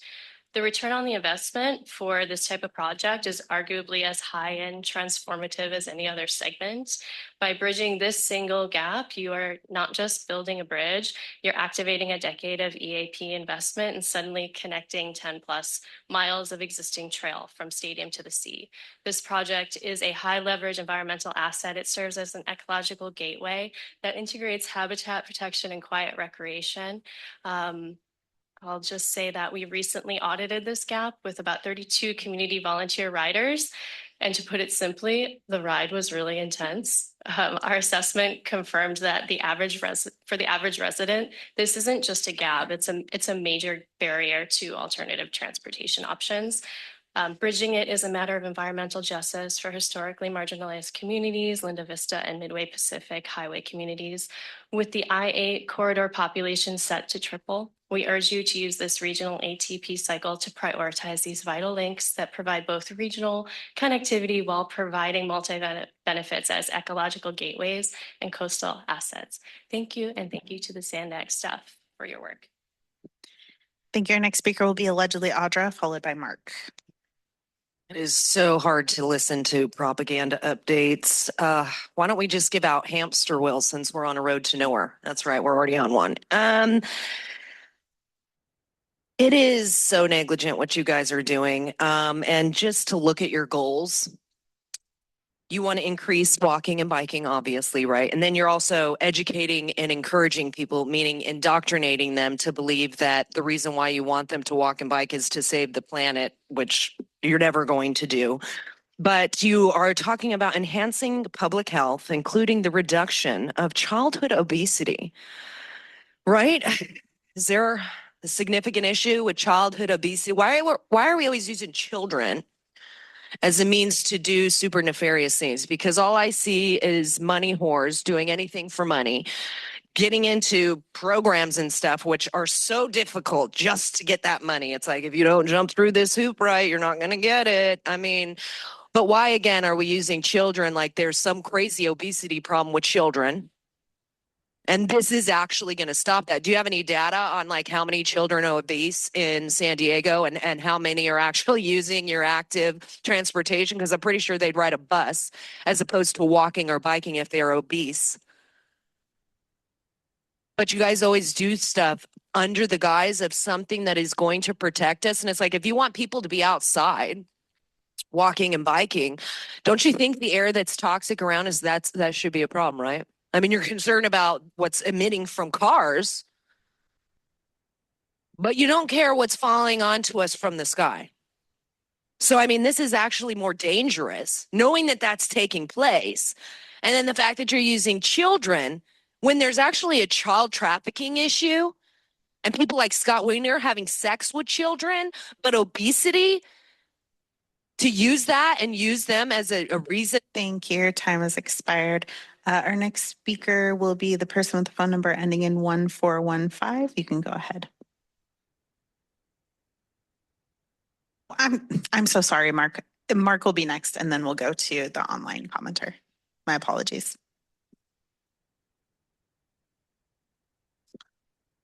Mark, so first of all, I don't think you have to worry too much about funding because you can always just tax the hell out of the people, unless, of course, they do something like the French Revolution. And but unfortunately, well, maybe you should be a little concerned because the state will force you to do these agendas no matter how much the people hate you. You'll just be mandated to do it like you are now. So I guess there should be some little concern. on your part. I don't understand now the trolley lines. A lot of this was about the trolley lines. Oh, by the way, with your funding, I noticed there's so much bureaucracy. I couldn't believe all the points, 200 points, like all these specialists analyzing this. It's no wonder that sadly, very little of the money or gets down to helping the people. It's that way with housing, in fact, which now is mixed with the money for transportation. So 10% of the people who apply for the last 15 years have gotten low-income housing or any help with that. So what I also don't understand is why you're not using gravity. I mean, it's free. And I've seen videos on crystals being lifted. And I mean, the trolley systems that we've been building, and I mentioned this like over a year ago, and I'm not even an engineer, but it's pretty obvious to me that you could use a steep grade and use gravity to your advantage with these trolley systems. And you're not doing any of that. We just seem, and moreover, I'm concerned with the way that you're going to fund this, because as usual, I'm pretty certain that there's going to be investors and global corporations investing, making tons of money, and bankers with interest rates. And we're going to pay 2 or 3 times as much as it would cost if it just came out of our taxes, which it's going to come out of our taxes anyway, just cost more. Thank you. Our final speaker will be the person with the phone number ending in 1415. You can go ahead. Taking the call. My phone, I don't know. The call was dropped. Anyway, okay, thank you. So, amen, Mark. Definitely, just listening to the whole community. See, once again, there's no one to improving disadvantaged communities in our country, and you're automatically qualified for receiving any kind of funding due to like that, and it's just going to be like and to the man who I don't know who said, but I don't think the world's going to fall apart in 5 years. Like, are you kidding? Like, the world's already gone to shit, dude. Like, for real. And the fact that Vivian Moreno, you live in a demographic where it's shitty, not for nothing, and you represent that demographic, and it's like just listening to you guys, it's like where are you? What algorithm are you on? What frequency are you on? Like, where are you living? Like, you guys got to get your heads out of the clouds. It's infuriating because it's only like the same people that chime in to listen to this bullshit. And it's like, oh my gosh. I mean, Jesus, if I didn't have a drinking problem before, I sure got one now. Because it's just like so infuriating that people, it's frustrating. People don't get it. People don't get what you're doing. You don't work for the people, not working for our advantage. You're working to keep the people suppressed. You're not going to heighten these disadvantaged communities because you won't get anything out of them. Come on. Seriously. I'm done, dude. That concludes the public commenters. Awesome. Great. Thanks for that. And I'll start out by saying, Goldie, that was an impressively clear, direct, and transparent presentation. So I very much appreciate the way that came across here, making your points very well. I figure probably the best thing to do is to go back to slide 8, and that's the first area that you were looking for feedback on, and perhaps see if anybody in the committee has any comments on what they're seeing on this slide. Or was that slide 8? Sorry. Okay. That doesn't look right. We're in a time warp. So yes, here was the first one. So I think I heard you say you were just looking for input on the actual points here, on whether or not the purple items were there, the weights of the points, and the other one that I captured was a minimum threshold. I don't know if there are other things that you were hoping to get through this input here. Yeah, and geographic distribution if we want to. That's, I think, slide 11. Yes. But yes, thank you. And if we can just make sure that we point out, particularly on this slide shown here, the changes You're a little quiet. Sorry. Yes. Thank you, Sherry. Yes, the changes are highlighted in purple. So these are the things specifically that are carried into the regional criteria that are not specific to the state. So for the cost effectiveness and project readiness, that is SANDAG's way of interpreting one of the state criteria by breaking it up into 2 specific criteria. And then the demand analysis, the one that has the question mark, that's the one that is completely an addition. Regionally, it's not captured at all in the state criteria. So that's the one that Goldie spoke about that's really focusing on places where it's high density, more urban, and giving points to those types of projects, not so much projects that are rural or suburban. They would not score well under that particular demand analysis. So that's the kind of feedback we're wanting to make sure. Do you want to continue to carry that one forward? Do you want to continue to see that the breakdown between the 2, and as Goldie said, the points and weighting between them all?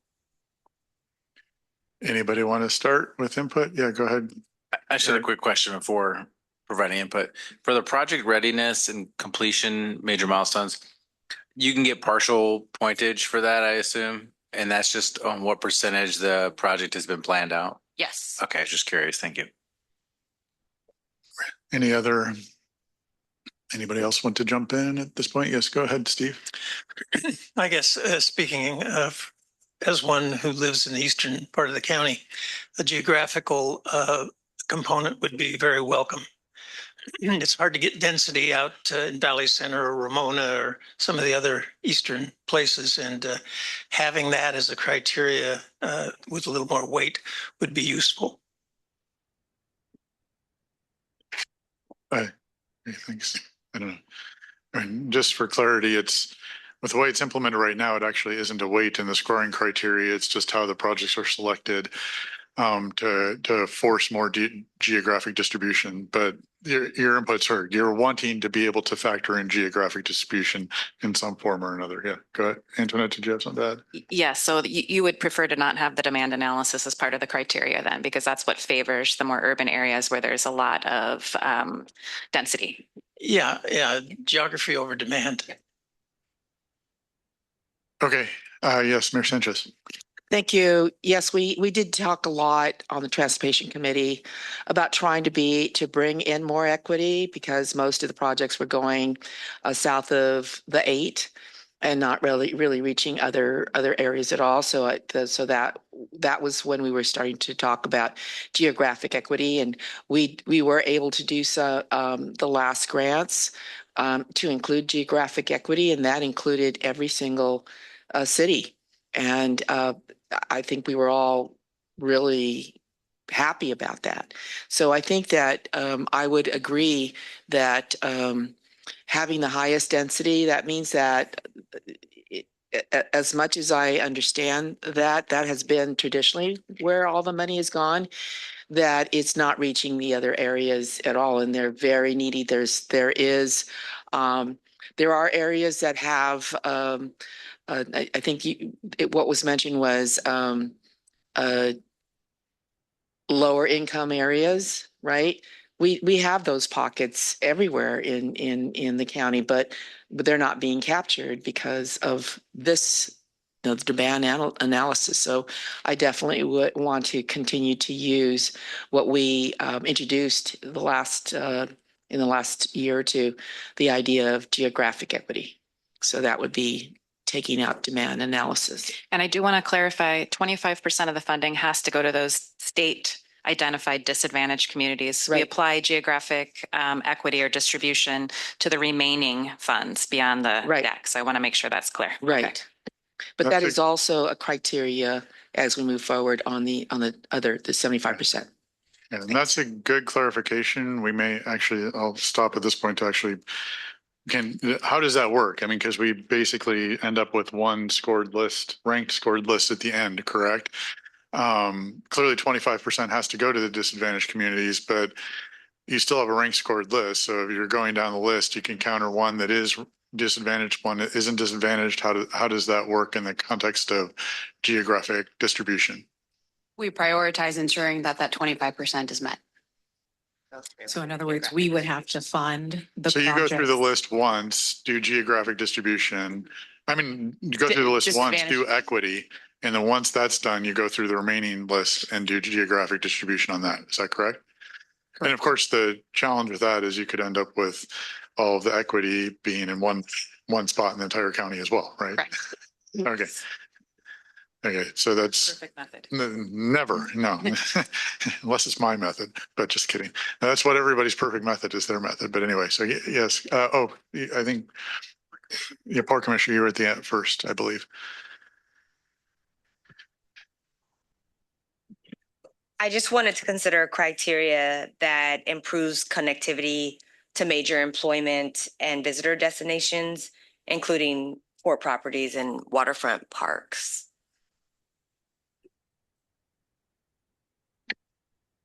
Okay, that was your addition. Yeah, that's, Sorry, yeah, thanks for the I input. think that was the question. Just as I know, I appreciate that. I think that's, in my mind, that's sort of a way to say that you're in favor of demand analysis, because it seems like that's what, to some degree, demand analysis is about, but I I'm don't going to know. read demand analysis so Yeah. you all know what's included That's as good. this component. That's- To calculate demand analysis, you factor into contributing to the score these elements: population and employment density, which is getting to Esther's comment, intersection density, right, urban core, and then vehicle ownership and activity centers, or like high resource areas, which is what Ms. Moore is talking about.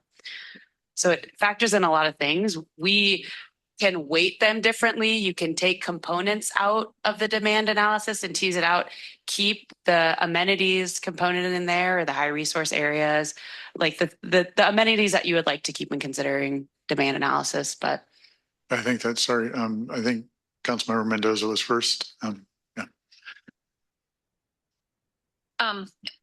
I think the criteria of leveraging matching funds is really an important one to keep in there and maybe even give some more points to. And I really like seeing the use of California Conservation Corps, because that's another way of leveraging. It's not money.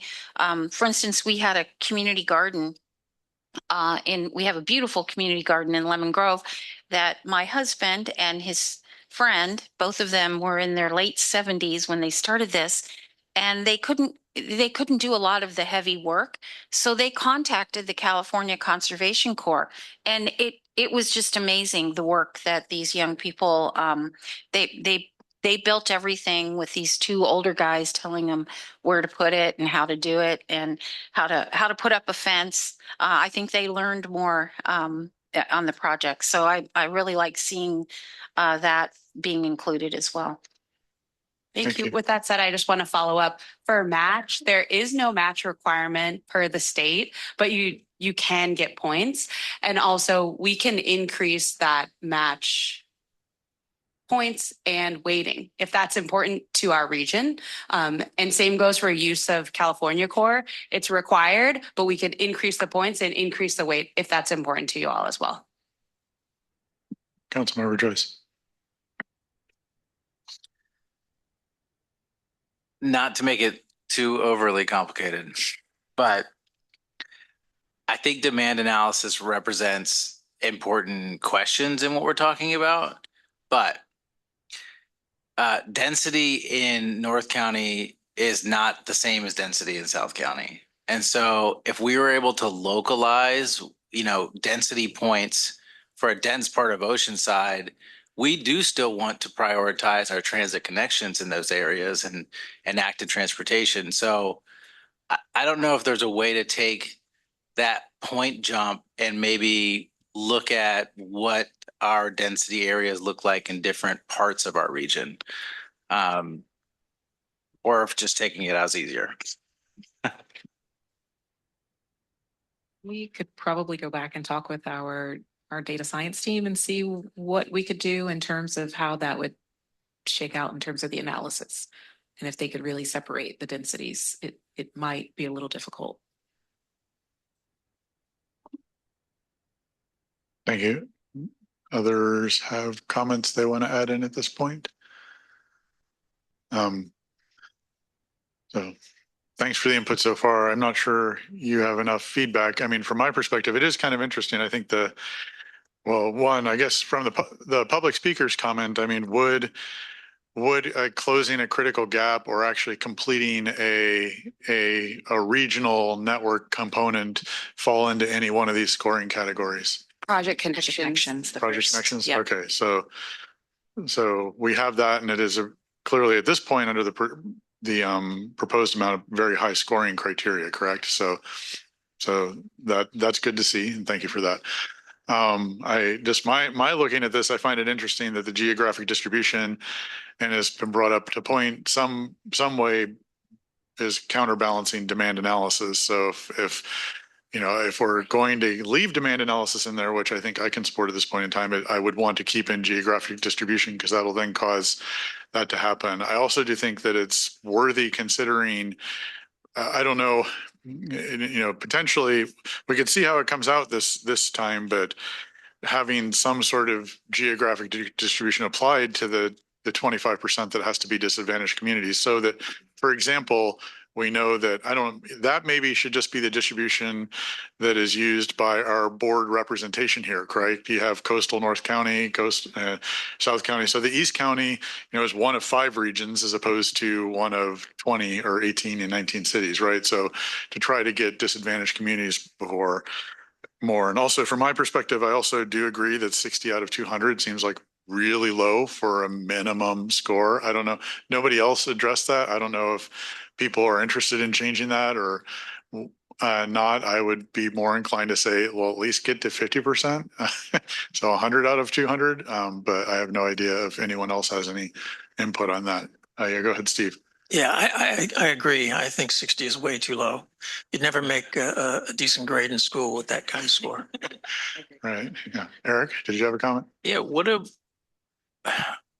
Do you have ones that have scored that low been funded because they were so high on the other metrics, or those just ones that waste staff's time because they don't get funded? I don't know. For a quick reference, for cycle 7, everybody scored above the 60. Above 60. So everybody made the threshold. So what threshold?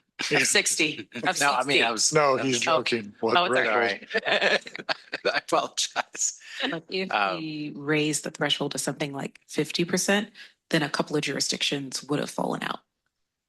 Yeah, I guess for me to be able to understand where that threshold goes, I'd have to see the projects within it. So it's a little bit harder for me to make that determination now.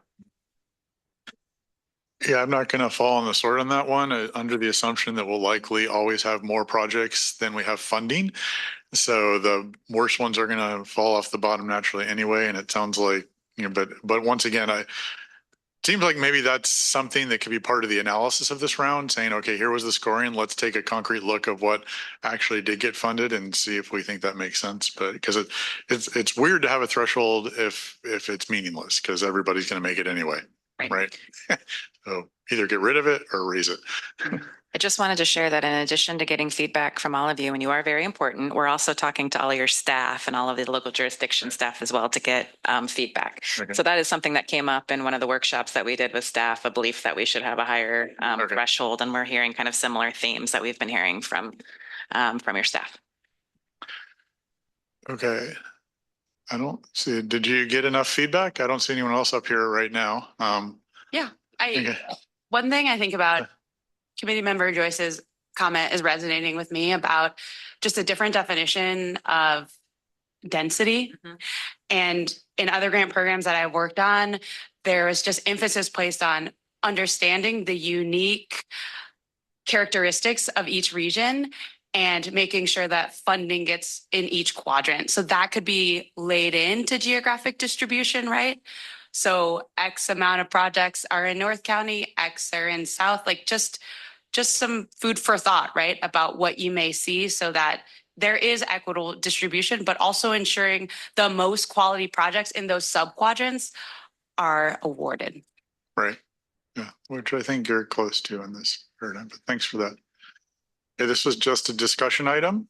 So we will go ahead and move on to, so thank you again. That was a really nice presentation. Very well done.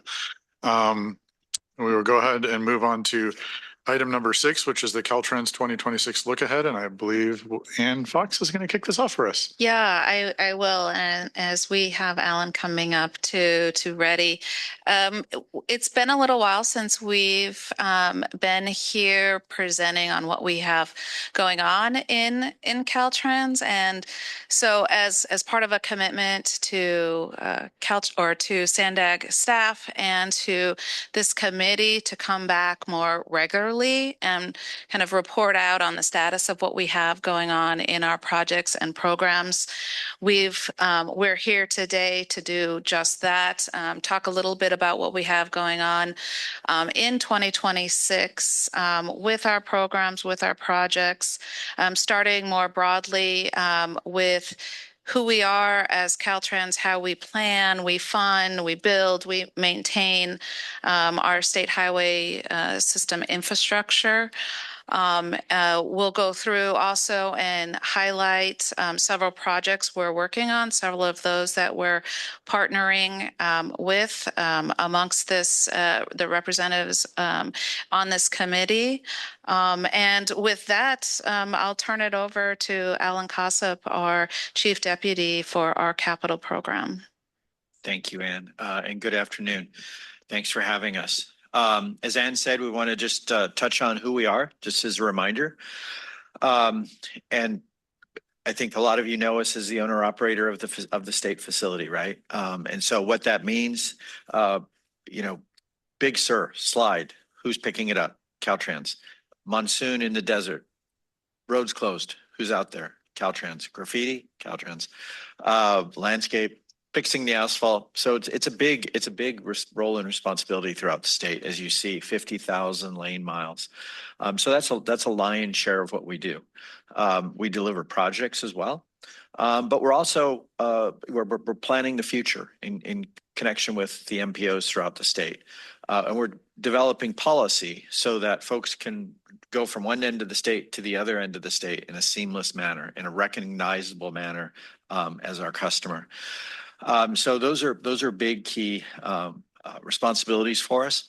And as Ann mentioned, we also have sort of a nuanced responsibility delegated by the federal government that we're the stewards of federal funds that are passed through to MPOs and local agencies. And what that means as a steward, right, we have a policy compliance or a process compliance role. But we're also there to support everyone, right? Support the cities and support the MPOs and put that money to work in a timely manner. So we're really a technical resource for everyone as well. If we drill down a little bit closer into District 11, there are 1,300 of us in District 11, right? We have San Diego and Imperial County. We have 1,100 lane miles or centerline miles in those two counties. And we have a lot of uniqueness, right? District 11 is very unique. Hopefully one of the ways that we're unique is we have a great relationship with our MPO. We appreciate that. We've had this relationship for many years, and we take pride in that relationship. But we also have uniqueness in terms of our border elements, our geography and topography. So we like to think that we're actually the best district in the state, and we take pride in that as well. Just looking at some of the planning level efforts that are going on in the district, we're working with SANDAG and all of the Southern California MPOs, looking at the low sand corridor and making sure that's a sustainable corridor. It's a reliable corridor. We're a funding partner in that corridor. And an example of us being a funding partner in the low sand corridor, right? We've been a major stakeholder in the Bataquitas double track. In fact, my team is out there right now building that. There was state investment in that. We have state investment in projects like Otay Mesa East and Penasquitos double track and seasonal platforms. So, a lot of different places that maybe you don't think of Caltrans. On the planning front, this summer, we'll be updating the California-Baja Border Master Plan. This guides United States, Mexico, and California transportation investments and priorities over the next 4 years. And then we take that plan and we jump into the California-Baja Rail Study. which does something similar for the rail priorities for the next 4 years. So moving into projects, which everyone usually likes, that's the high point of inviting us usually. Talk about construction. We have in District 11, $1.5 billion of projects in construction between the two counties. That's roughly 40 or about 40 projects.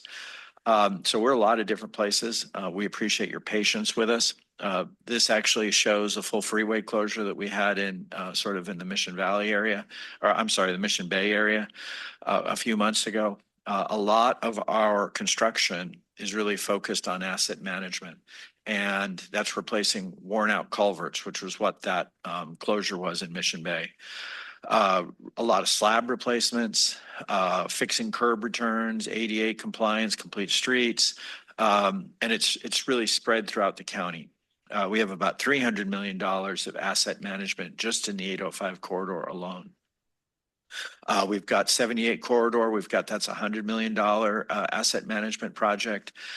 And then we've got in the rural area, we just started 94 188. And so a lot of that money, we've been under construction for about probably 12 months. We've got another 12, 18 months on a lot of those projects. So I do want to point out 2 upcoming full freeway closures, just to keep folks in the loop. End of April, we'll be doing a culvert replacement on 805 at Governor. And that'll be a full freeway closure over 2 weekends. And so there'll be one direction, third weekend in April, and then the other direction last weekend in April. I also want to point out that this year, we're actually in the next couple of months, by summer, we'll be wrapping up the Clean California program. And in San Diego, that was 34 projects worth $28 million. And it really taught us a lot about how to better integrate and how to be better neighbors with communities, and how to integrate community enhancements with our asset management projects. And this is an example of something we recently did in Barrio Logan, connecting Sherman, both sides of I-5. And we had a project there to rehab the bridge deck, and also the fence and the lighting needed to be repaired. A lot of those pedestrian overcrossings are not very user-friendly. And during that time, we worked with the community and sort of asked the question of the contractor, could we integrate art into the bridge deck repair? And the community came up with this as the design, and the contractor said, yeah, we can do that. So this is kind of a pilot for us, and hopefully we can get some longevity out of it as well. So now I'm going to sort of pivot and talk about projects that are under development. I think one of the strengths of the region and the Caltrans regional relationship is having a lot of projects in the project pipeline, different phases. And I think Clint Peace had mentioned this morning about how that gives us flexibility, right? There's different grant funds that are going to come along. Some projects are good candidates for different types of grants, and right. So it's helpful to have a diverse number of projects in your portfolio that you're moving along. And so I wanted to sort of touch on about a dozen projects scattered throughout San Diego. These are 2 projects that the state is funding, but they've been very important to the regions. We've had lots of conversations with everyone. The suicide deterrent project at Coronado Bridge has been an idea probably 7 or 8 years in the making.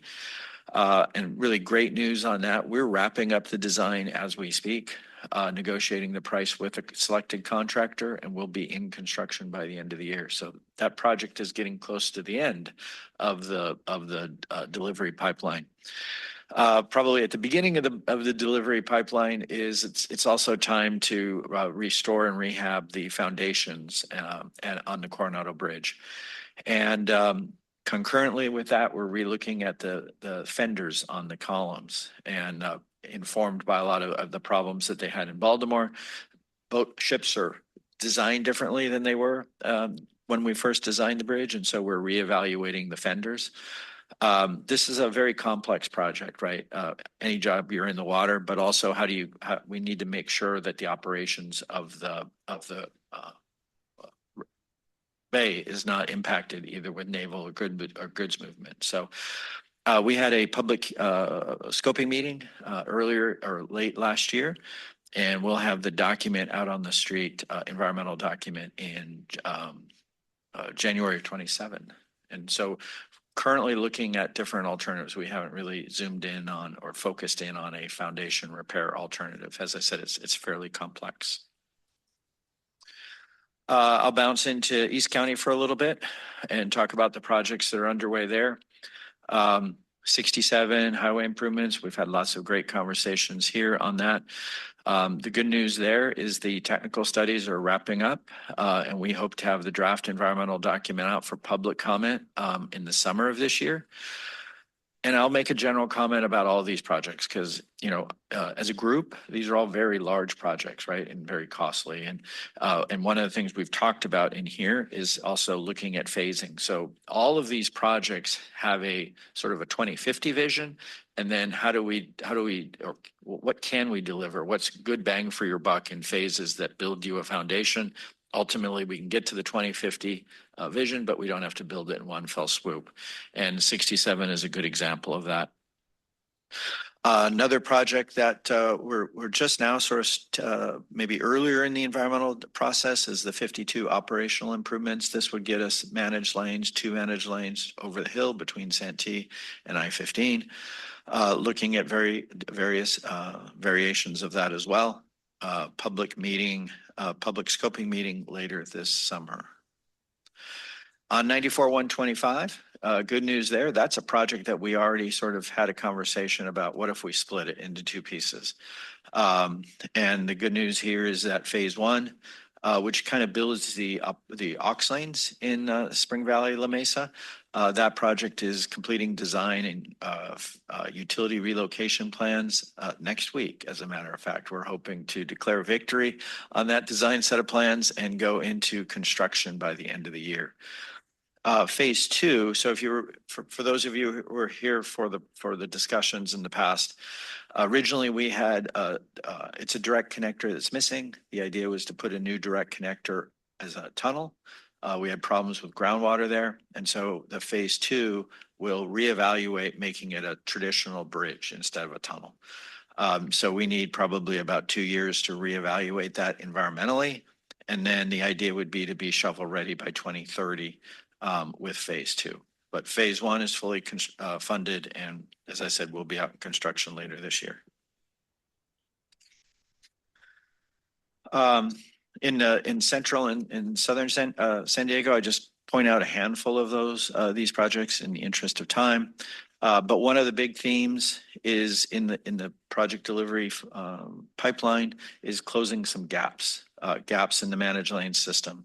And 2, I want to highlight. 1 is 805, what we call 805 middle, which basically takes the managed lanes that we already have from Chula Vista to 94, and then we pick them up again at 52.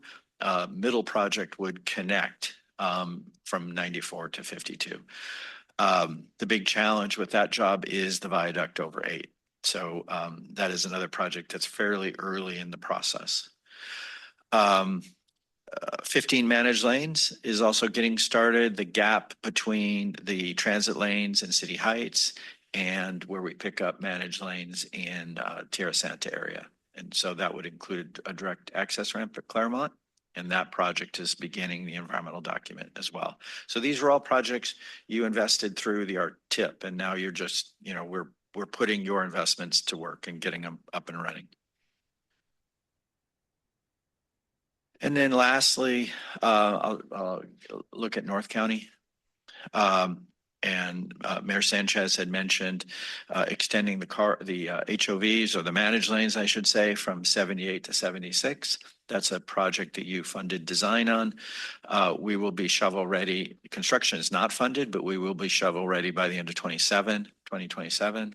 That's the plan.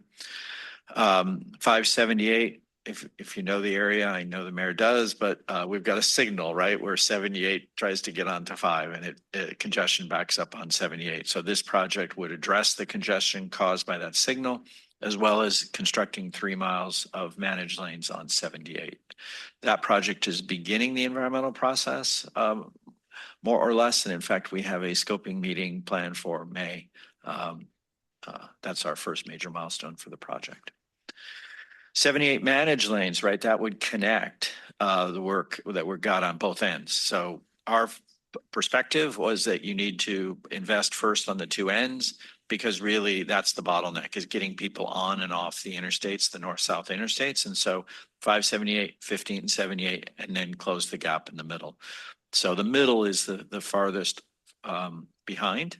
The good news is that 1578, we put the draft environmental document out last year, and we're going to certify that document here this summer.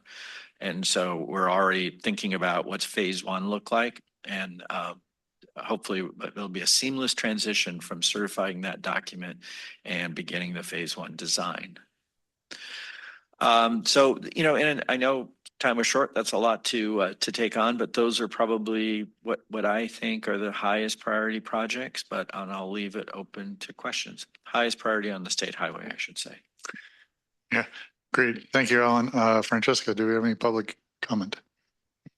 Thank you, Chair. We do. First will be allegedly Audra, followed by Mark. 2050. Oh, it's so interesting. Why don't we look into things like making our roads stronger using, I don't know, something like graphene or monolayer amorphous carbon? It's MAC. It's 8 times stronger than graphene, and it actually stops whatever material you put it in from cracking.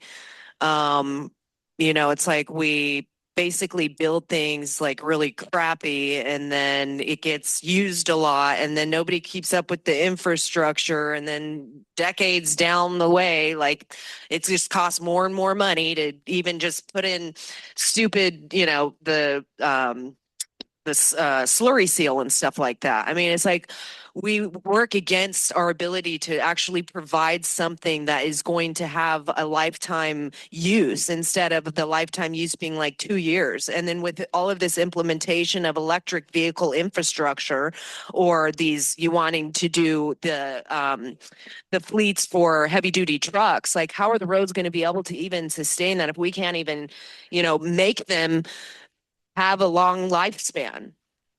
I just feel like it's a lot of money that gets passed through all of the time, and it's nothing that's really providing us with something that's sustainable.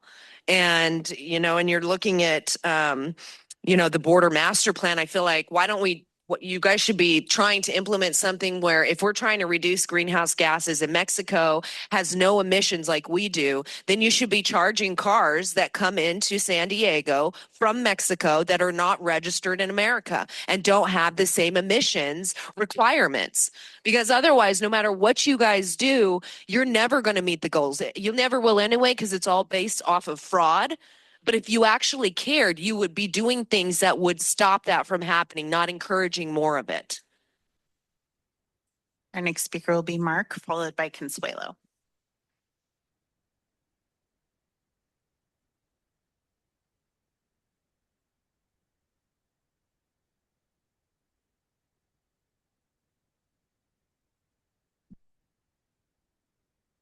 Well, the one thing that is true is that it's a good idea to build houses near the transit hubs. Pretty much everything else is just made up. There now the videos, that what's really disturbing is most people do not realize, I'm going to get really right back on topic here, that there are banks, bank loans, and global corporations that are paying for these projects. I mean, this is not just coming out of tax dollars. That's what most people think. And it used to be that way. It should be that way. Instead, I mean, what if you wanted to build a driveway? You wanted to contract me to build your driveway, to lay it with some concrete. And instead, and you gave me enough money to do it, but I went and took out a bank loan in your name, and they got twice as much money and build it. And then I sold the rights to part of your driveway to a corporation that say you have to pay to use part of your driveway. That's exactly analogous to what our system does. And it's absolutely absurd, just absurd. And it didn't used to be this way. So Yeah, a lot of these projects would be great. I know where you're talking about with the backup on the 78 to the 5. Sure, it'd be great if there was just a ramp that went on to the 5 there. I don't know why that's even so hard to do. Hell, why didn't you do that years ago? And it doesn't seem like it would take a lot of planning or anything. But I'm sure that some corporation will or bankers will make a bunch of money off it. It's a total scam. I don't like the bus lanes, a bus that comes by every 50 minutes having an entire lane, and maybe I could get a $400 fine. So absurd, such a scam. Roundabouts, nobody likes them. They're definitely more dangerous, a lot more confusing than anybody could be coming from any direction. But you guys think that's safer? This is all to get us out of our cars. Thank you. Your It's a time has scam. expired. It's obvious to Our see. final speaker on this item will be Consuelo. You can go ahead.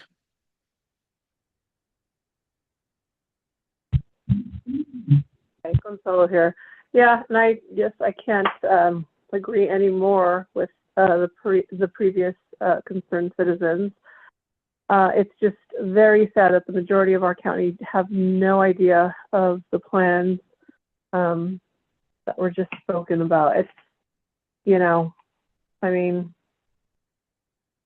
again, it's unfortunate that we have so many people who are affected by the things that you guys do, and they literally pay for their own enslavement. And that's not being melodramatic, that is for real. Anyways, yep, that's all I got. I hope this is the last item, is it? Because I got a bar I gotta get to. All right, I'm done. That concludes the public comments. Thank you. I don't think we were relying on your presence for quorum, so if you need to go, it's okay. Anyway, actually, the answer to the question that was the last item, but do we have any committee member comments on the topic or questions for Alan? I'm sure Great Mayor presentation, Sanchez. Alan. Thank you. Yeah. Yeah, no, appreciate the information. Anybody? Nope. Downside about being last on Friday afternoon, I guess. Not quite the same debate going on. So thank you, Alan. Appreciate the presentation. Good information to have. That is the last agenda item. We have our next Transportation Committee meeting is scheduled for Friday, April 17th at 9 a.m. back to our 9 a.m. time. Looking forward to see you all there, and everyone have a great weekend. We're adjourned.